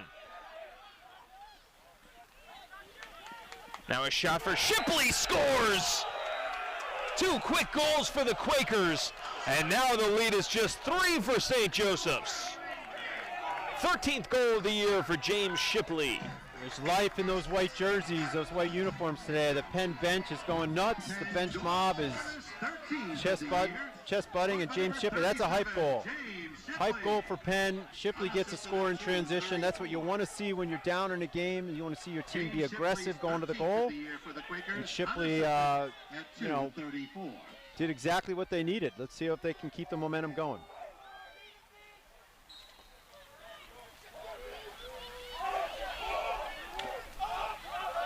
Another battle for it. And Penn will win this. Yeah, that's big for Penn here. I believe that's 3 straight wins for Penn. 3 straight wins at the X. And here's Fury. Good momentum for Fury. Look out here. Dumps it down low. A feed across. Quick stick too high. Yeah, the freshman to freshman connection there. High pass, high shot, but they maintain possession here with just about 50 seconds still in the shot clock. And looks like a turnover. Heavy pressure now from Penn. Now they back off the pressure a little bit. Good read at midfield. A battle for it. Smith kicks it ahead. Now a hold is called. Penn sideline, can't believe it. I think simply just because Ben Smith was on top of the St. Joe's player. Couldn't tell who that was. Was that 3? Was that Mac McLaughlin? Did look like it was McLaughlin at midfield. Yeah, I think just purely based on the fact that, he rolled over on McLaughlin. Could have gone the other way, but that is the right call.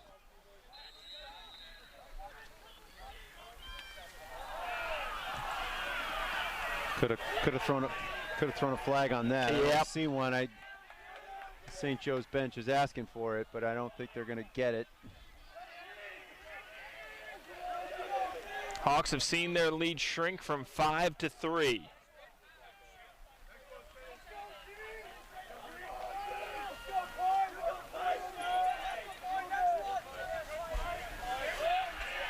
Inside 11 minutes to go in this 4th quarter. So let's see if they can get Anderson roll back to his right, which they do. And they get the long stick on him. Good D right there. Piper Bond. Great D. Now a feed across. Domich gives it up. 23 seconds to shoot for St. Joseph's.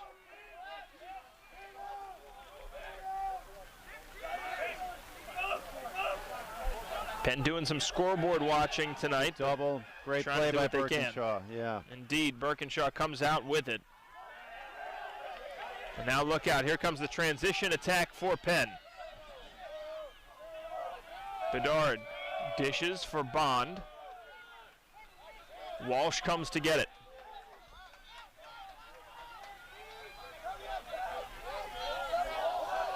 Shipley, who just scored. Yeah, we haven't seen Cam Rubin back in the game. He looked like he was good to go at halftime, but I see him on the sidelines, and Tynan Walsh has stayed in at that lefty attack position. Here's Hanley. Fury, back for Shipley. Shipley looking for space, finds it, shoots, just misses the corner. Yeah, it's a great dodge and a great take. Shipley dodging left, gets back to his strong hand, his right hand, and shoots right-handed. Just misses the cage. Hanley dumps low for Fury. Feed back in front, a shot and a score! Back of the cage and back in the game. Ben Smith, the freshman, cuts the St. Joseph's lead to 2, and plenty of life on that Penn sideline. Yeah, I'm impressed with this group of freshmen for Penn. Tynan Walsh and Ben Smith, they are stepping up in a big moment here. This team needs them. Second of the game and 6th of the year, scored by number 24, Ben Smith. The assist, number 9, gave Fury. Fury picks up the beautiful assist there. And that one from some distance away. Smith really does have a cannon. He's got a cannon, but it was a well-placed shot. I mean, a high-to-low bounce shot that, hits a wet turf and skids a little bit and then, goes up above the goalie's shoulders. Those are tough goals, tough shots to stop. Somehow another win there. And, man, Cole's been that good. An answer on the other end. What a response. And again, it is Bomer with his 3rd goal and 37th. Or check that. That was coast to coast for Cole. Yeah, what defenses will do in Division I is when a face-off guy wins a face-off clean like Zach Cole just did, the defense won't slide to him. They figure that's a guy who doesn't practice shooting. His stick has probably been bent. Don't slide. Don't let him get the ball to somebody that can really shoot, the attackman, a finisher. So they let him come right down Broadway, but you know what? He won that so clean. His stick wasn't bent, and he was able to bounce shot it right past Birkinshaw. Man, oh man.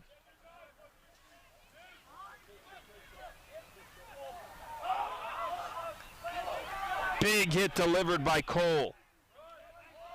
Now Farrar.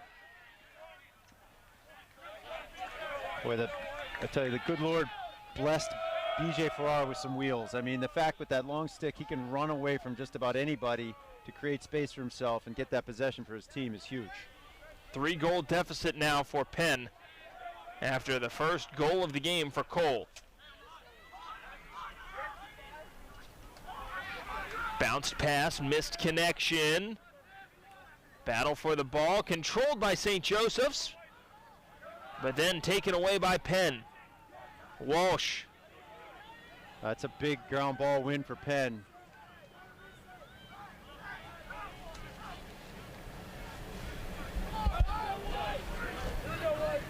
Hanley taking a look. Feeds across. Tipped. No. It'll go down to St. Joseph's. It's a pretty aggressive pass for Sam Hanley there in that spot. Yeah, the slide wasn't coming. I would have liked to have seen him just continue with his back turned on that defender. All right, let's see what St. Joe's does here. I mean, we're still 7.5 minutes plus to go. I feel like they've taken the foot off the gas a little bit offensively here. They've been certainly putting a priority on reducing some of this shot clock. Sorry, game clock, pardon me. But that was an aggressive take, which you like to see. Page missed that one wide. Sometimes in a situation like this where you may actually try to miss the cage. You got a teammate behind, you see it, you just keep the possession going. Flag is down. Could be a slash. And now they'll see about this. Not what you want to see if you're Penn. I think he signaled a slash, but we'll hear here over the PA.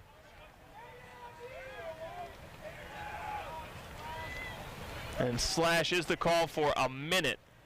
Penn penalty, number 45. And that goes against Ethan Till. 1 minute for a slash at 7:55. Drew a couple of flags there. Yeah, so we'll just reset the common theme here. The Penn defense needs to get a stop. Cannot let St. Joe's score here and get back up by 4. Question is the Penn Storm still coming, or has St. Joseph's weathered it? Now they look to rebuild their lead to 4. They've got a great opportunity here with the man-up advantage, and this is a team that scores a lot of man-up goals, so they've got the advantage in my opinion. Inside 6:40 to go here in regulation time. St. Joseph's by 3. Good ball movement here for the Hawks. And just to illustrate that, 24 man-up goals so far this season. Kick save made by Birkinshaw, nicely done. And now it's a race to it. Farrar carrying it ahead. A low shot, and that one backed up by Penn. Fresh 60 to work with, so they can finish off the rest of this penalty. Not very much time left at all. Now as we approach 6 minutes to go, Penn needs a goal here on this possession, a flag down as well.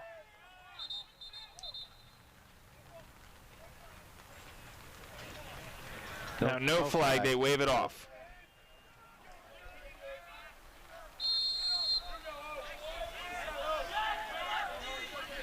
Fury shoots, and that one just wide, but Fury's been arguably Penn's most impressive player in the second half. I agree. I think he's been strong all game. He's been very aggressive, looking for his own shot. There he goes again, and he scores!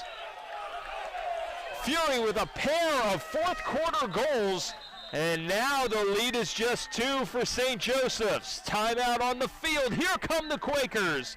It's 11-9 St. Joseph's, but the Quakers charging. Timeout. Timeout.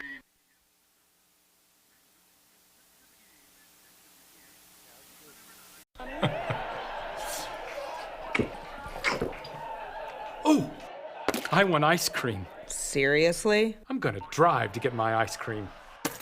No, you're not. Play with this. No, I'm driving. Really? Drinking and driving? How old are you? I'm a big boy.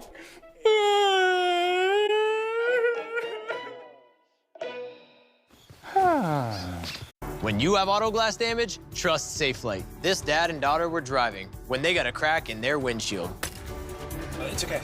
We'll pull over. He wouldn't take his car just anywhere, so he brought it to SafeLight. We replaced the windshield and recalibrated their car's advanced safety system, so features like automatic emergency braking will work properly. All right, all finished. Wow, that's great. Thanks. Stay safe with SafeLight. Schedule now. SafeLight Repair, SafeLight Replace. When Alaska Airlines needed a partner for the complex operations of travel, they made the switch to T-Mobile. Our 5G has Alaska Airlines and their customers covered, from major hubs to remote destinations. With 5G coverage ready now for the demands of today and the future, T-Mobile's network powers Alaska Airlines as they deliver next-level care for all customers. 5G ready now. That's how unconventional thinking is better for business.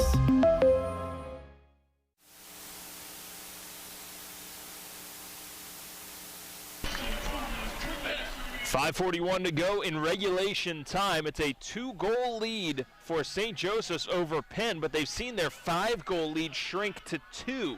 With Clark Pierce, Joe Torty here with you. And Clark, we've talked about Gabe Fury a little bit and the extra dimension that he brings to this Penn offense, and he's managed to get himself a pair of goals here in this fourth quarter.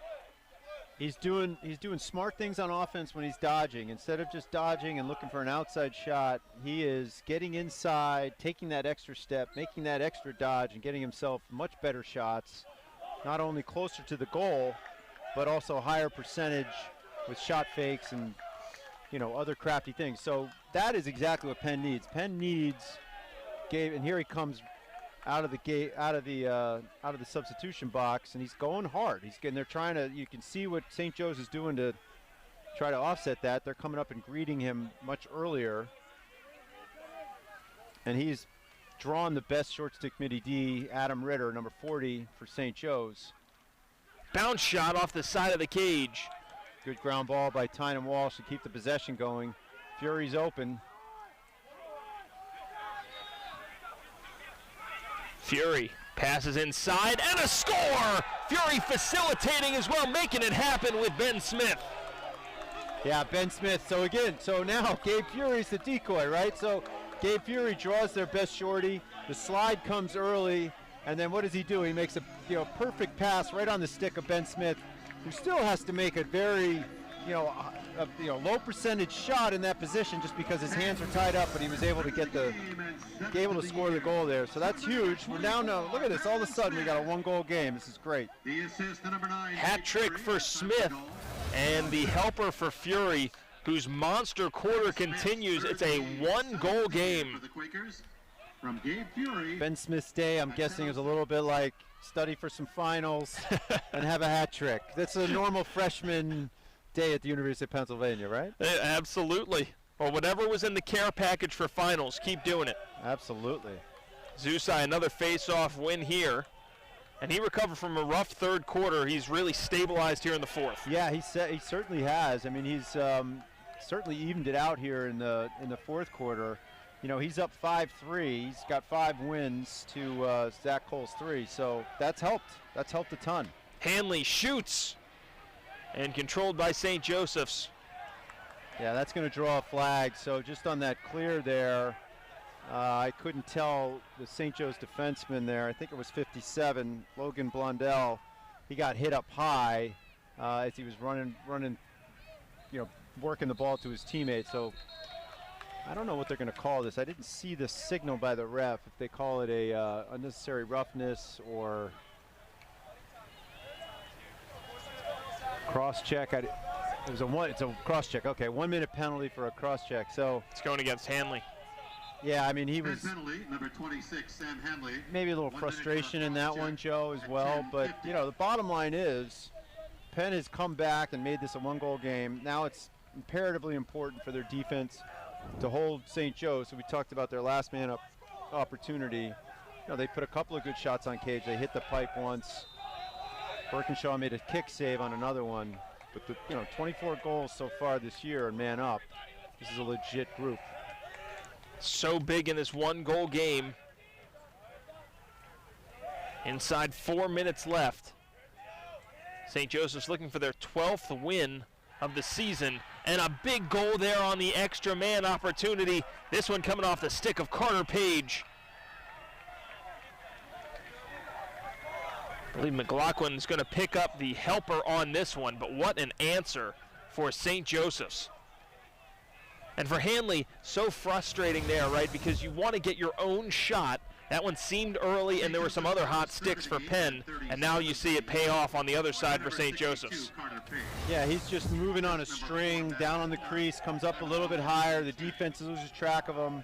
Crafty player like that just needs a little bit of space with his hands free, and he's got a point-blank shot on the keeper, puts it past Birkinshaw, back to a very, very important 2-goal lead. A lot of time left here for the Quakers, but you got to win this face-off. Bomer collects the assist.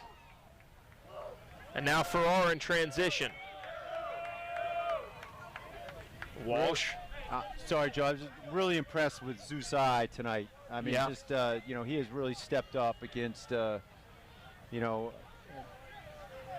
against Zach Cole. I mean, Zach Cole being the best in the country percentage-wise.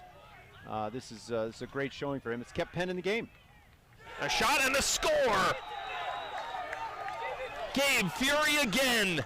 The hot stick continues, and the junior having a coming out party against St. Joseph's. So we're having like a hat trick party here. I mean, the first half. And goals, third of the game and 11th of the year. I mean, we're 12 goals in the second half, right? Math's not my strong suit, but I think that's what it is. But it's just these teams have just stepped it up. And, every time that Penn has answered, St. Joe's has answered back, but Gabe Fury's stepping up and really carrying this team today, and it's exactly what Penn needs. Zeus, I thought he had the face-off win cleanly. Instead, it's St. Joseph's. You'd have to think, Clark, that the rest of the way, for the rest of this 3 minutes, every offensive possession, Fury has to get a look for Penn. He's just red hot. Yeah, there's like 3 or 4 total possessions left in this game. I mean, unless we get into an overtime situation. And, St. Joe's has earned the opportunity here to kind of take their time and be deliberate and use as much of that 80-second shot clock. So they've got 50 seconds left to go here. Start their offense by dodging on a short stick defender, Piper Bond. Both of these teams no strangers to one-goal games. St. Joseph's with about 7 of them on the season, and Penn has seen one-goal game after one-goal game. Yeah, we got to negotiate, our next contracts that we get paid extra when it's a one-goal game. We always get a one-goal game. I call it the Pierce factor. Oh, fantastic. 2:11 left. A shot. Birkinshaw makes the save, tracks the rebound as well. Yeah, and that's huge right there. I mean, I love goalies that don't give up rebounds, and he gave one up there, but he clamped on it. The ball bounced off him, but he clamped on it because, Birkinshaw knows he's a smart lacrosse player. He knows how important possession is. And here comes one of Coach Murphy's timeouts. Ball was stuck on a long pole, and you knew that this was going to be a good spot for Coach Murphy to take that timeout. Now down 12-11. And the strategy is so interesting here because of Zach Lowe, right? I mean, Zach Cole, pardon me. Because Zach Cole, being so good at the face-off X and being so dominant, he has to factor into the back of every coach's head when you call that timeout. Like, when do you call that timeout? Because if we do score, we give him another opportunity and then they get possession. So you have to think about calling those timeouts a little bit earlier, like a 2-for-1 kind of situation in the NBA where you want to shoot, depending on how much time is left in the game, you might want to get that shot off, and score that goal in a certain amount of time so that you can get that ball back at some point in time with the amount of time that's left. So there's some strategy going on here. I think Penn still has one timeout left. I think we're 1-1.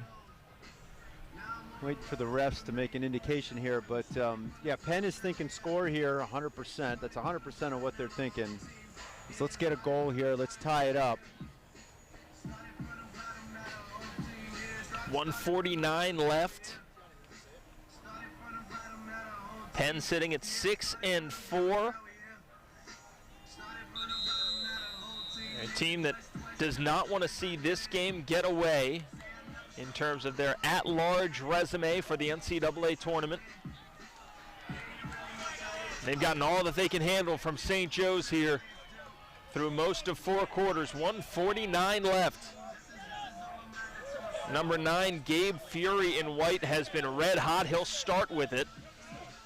And at 6'5", he's just been too much to handle. And he's drawn a long pole, Patrick Clements, 45, from St. Joe's right away.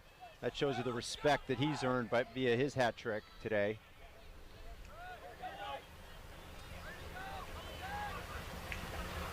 Nice feed low, a shot. And backed up by Penn. It'll stay here with Walsh. Yeah, that was a great crank by Dylan Gergar, but just missed the cage. Very severe angle.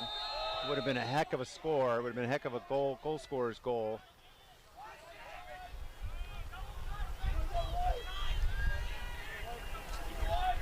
Fury and Hanley were on the same side there for a moment. Shipley spins away from pressure.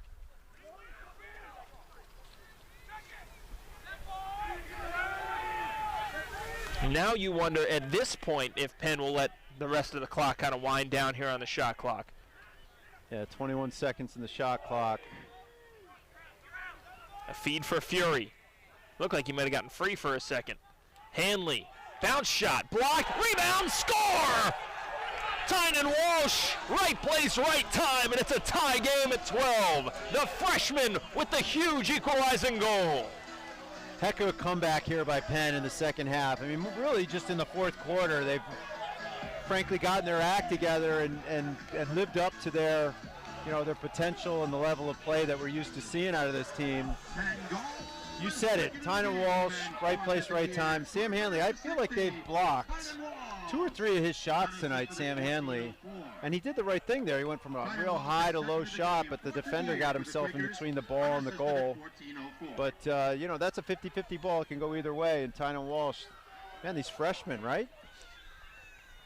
60 and 24. They've been impressive tonight. If Penn wins this draw, I'm anticipating no timeout. St. Joe's wins, perhaps.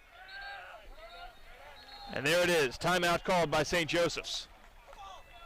50 seconds left and a big face-off win there for the number 1 Fogo in the country, Zach Cole.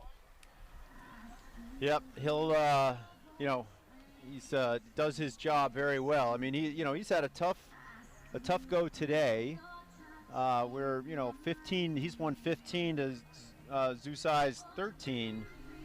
There have been a couple of games where he's been, he's had, this type of competition. And it's really just styles, it's styles, it's the level of competition that he goes up against. But, he was dominant against Delaware. He was dominant against Drexel in their 2 losses.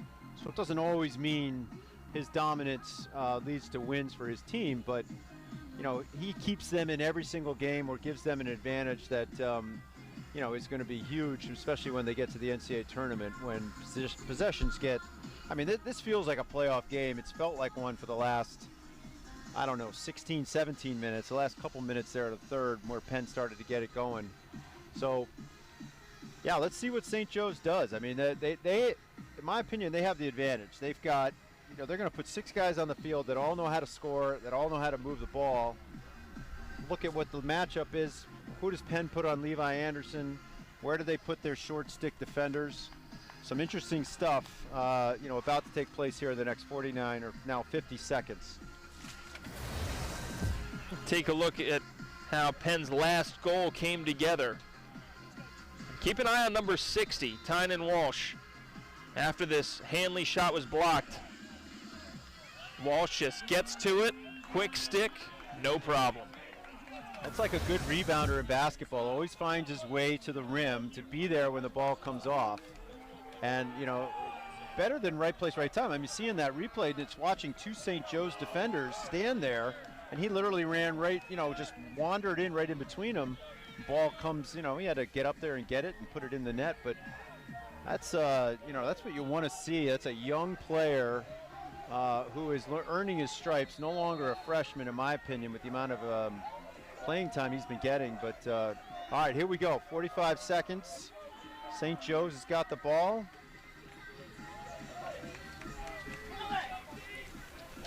$35 seconds left, or 37 rather.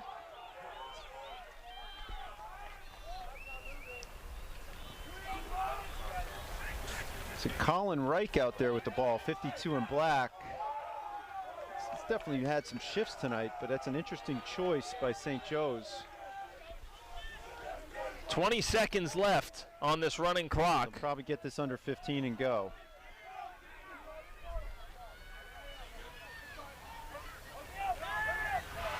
A shot off the pipe, that close to equalizing. And now it goes out. That's got to Should be Penn ball with 4 seconds left. Timeout, Penn.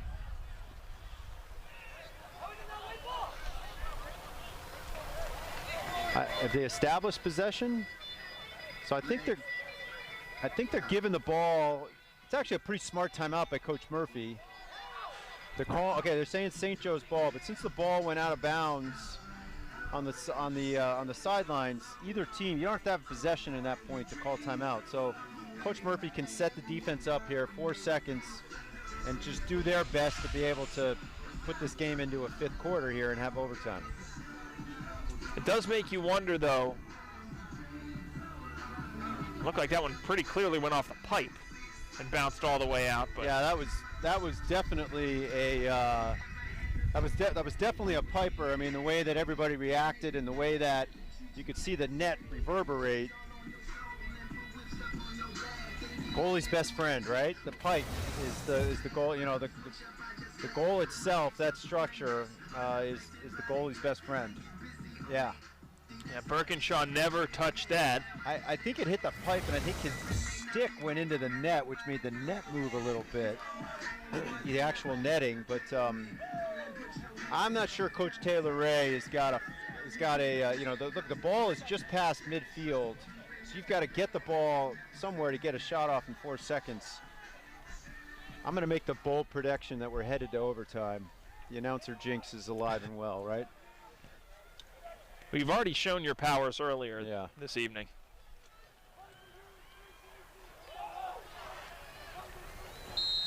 Penn forming a wall. Shot in from distance. That's the end and you're absolutely right. Regulation concludes. What a 4th quarter for Penn, as they climb back from a 5-goal deficit to square things against St. Joseph's. Overtime coming up next.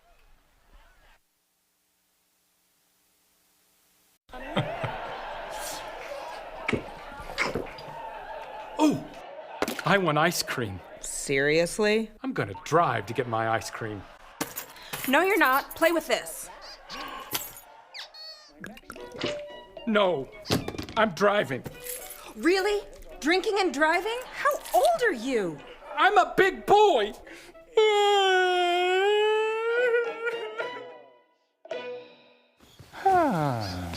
With no fees or minimums and no overdraft fees, banking with Capital One is the easiest decision in the history of decisions. Even easier than this. I'll take Barkley. Yes, I still got it. I told you she picked me first. Yep, even easier than that. With no fees or minimums and no overdraft fees, is it even a decision? That's banking reimagined. What's in your wallet? Got a minute? Got a hose? Then you can have the best lawn on the block. How? With Sunday. They send you exactly what your lawn needs, right when it needs it. It's that easy? You bet your grass it is. Sunday takes the hard work out of yard work. No more guessing, no weird chemicals. Just lawn care that's better for kids, pets, and the planet. So ditch the old ways for Sunday Fun Days. Go to getsunday.com and use code SUNDAYFUNDAY for 20% off your smart lawn plan. Overtime just about to begin. A dozen apiece, St. Joseph's and Penn. Here at Penn Park, rain falling down, and the goals have been coming in bunches for the Quakers in that fourth quarter. With Clark Pierce, Joe Torty here with you, and it looked like St. Joseph's is going to run away with this one, but 4 quarters not enough to decide it. Yes, 7 fourth-quarter goals for Penn, and we've got ourselves an overtime period with sudden victory. What's the ref gonna?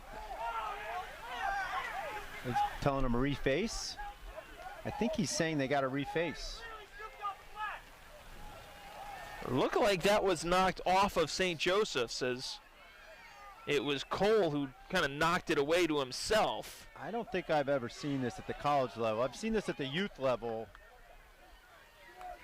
But they're literally saying that there was no possession and it didn't go off of anybody. So the ball just rolled out of bounds, so it's a reface. Didn't go off of anyone. Spontaneous ball movement.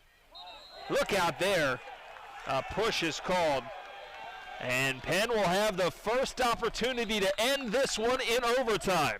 Well, and they've got the ball in the stick of James Shipley, who is the overtime and game-winning goal leader for Penn.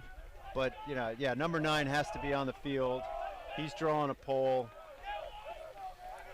Dylan Gergar has also had a flair for the dramatic with late in the clock goals. Overtime certainly qualifies. Here's Hanley. Drops it behind, then gets it back. Fury gets his first touch of this possession. Another short stick on him. That's surprising that they switched up to a shorty. Gergar. Fury. Looks inside, dodge in, a big save made. And in the crease as well, Walsh looking for it. And now St. Joseph's with the chance to end it. Yeah, Sealy just matched Tynan Walsh there, stick on stick, stayed with him for the fake and was able to follow the shot, was able to stuff him. They get the possession off the crease violation, and here comes St. Joe's.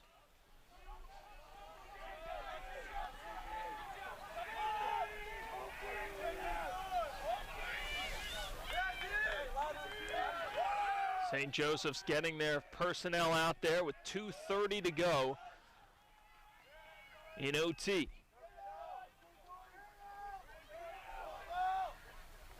Huge stop made there for Sealy, who had a rough fourth quarter. And now here come the Hawks. Pass went awry. A turnover. Penn taking this one on with 2:12.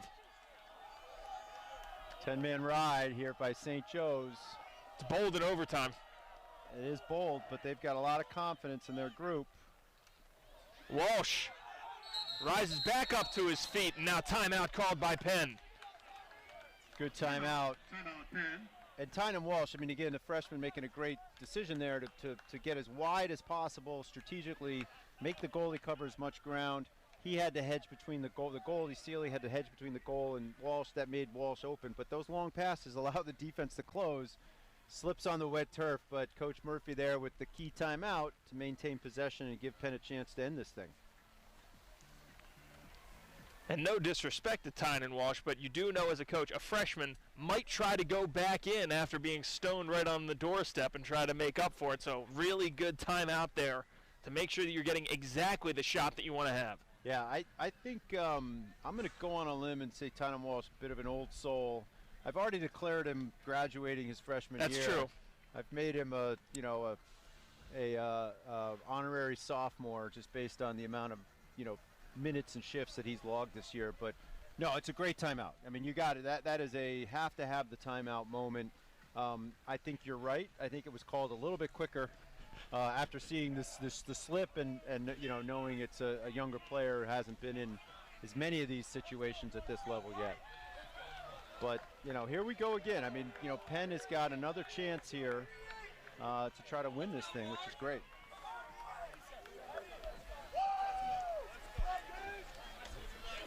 Inside 2 minutes to go in overtime. Fury will restart.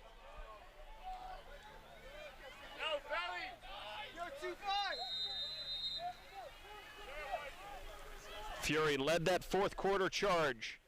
Can he also lead it in overtime?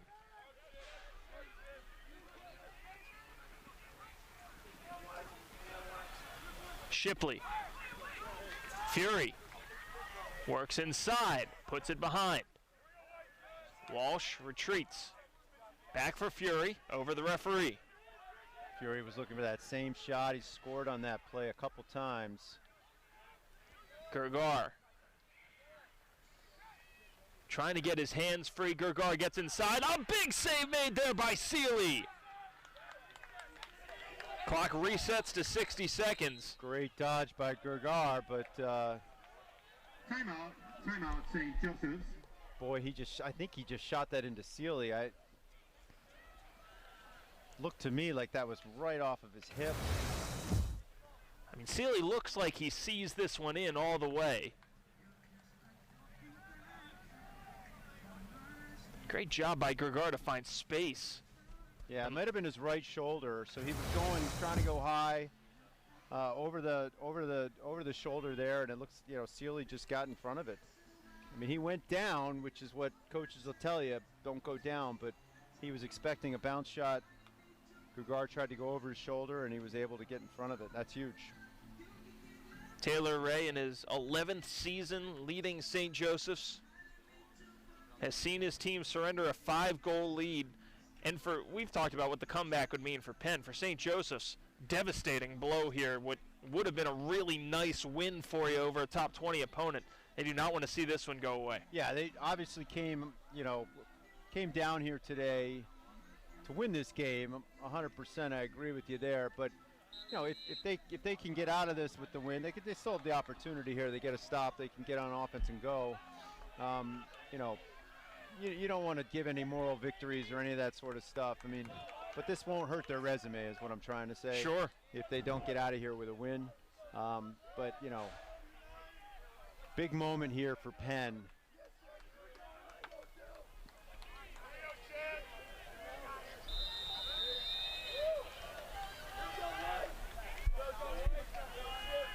Play resumes with Shipley in control for the Quakers. Fury back to work.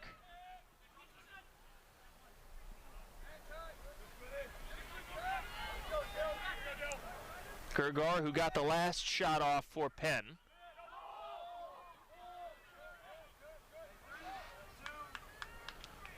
.50 seconds left in overtime. 25 on the shot clock. Shipley lets it fly and scores! The overtime hero again! And James Shipley and Penn complete the comeback. Shipley again with the late game heroics. That's an amazing close by Penn. An amazing close. 7 fourth-quarter goals, and the overtime winner. St. Joe's has got to be deflated. Again, not a terrible loss for them from a resume perspective. Their RPI will definitely go up from that, but boy, Penn just showed us a little something tonight, huh? That is a gutsy win for the Quakers. And Shipley's second of the game sends Penn home happy. Your final score is Penn 13, St. Joseph's 12. Absolute missile from Shipley. And the celebration is on in University City. Final score, Penn 13 and St. Joseph's 12 in overtime. That's going to wrap things up from Penn Park for our entire crew who made this broadcast possible. And my partner, Clark Pierce, this is Joe Torty saying so long. Thanks for joining us, and we'll see you next time for college lacrosse on ESPN. Athletics, Penn Men's Lacrosse, thank you for your attendance at tonight's game and your support throughout this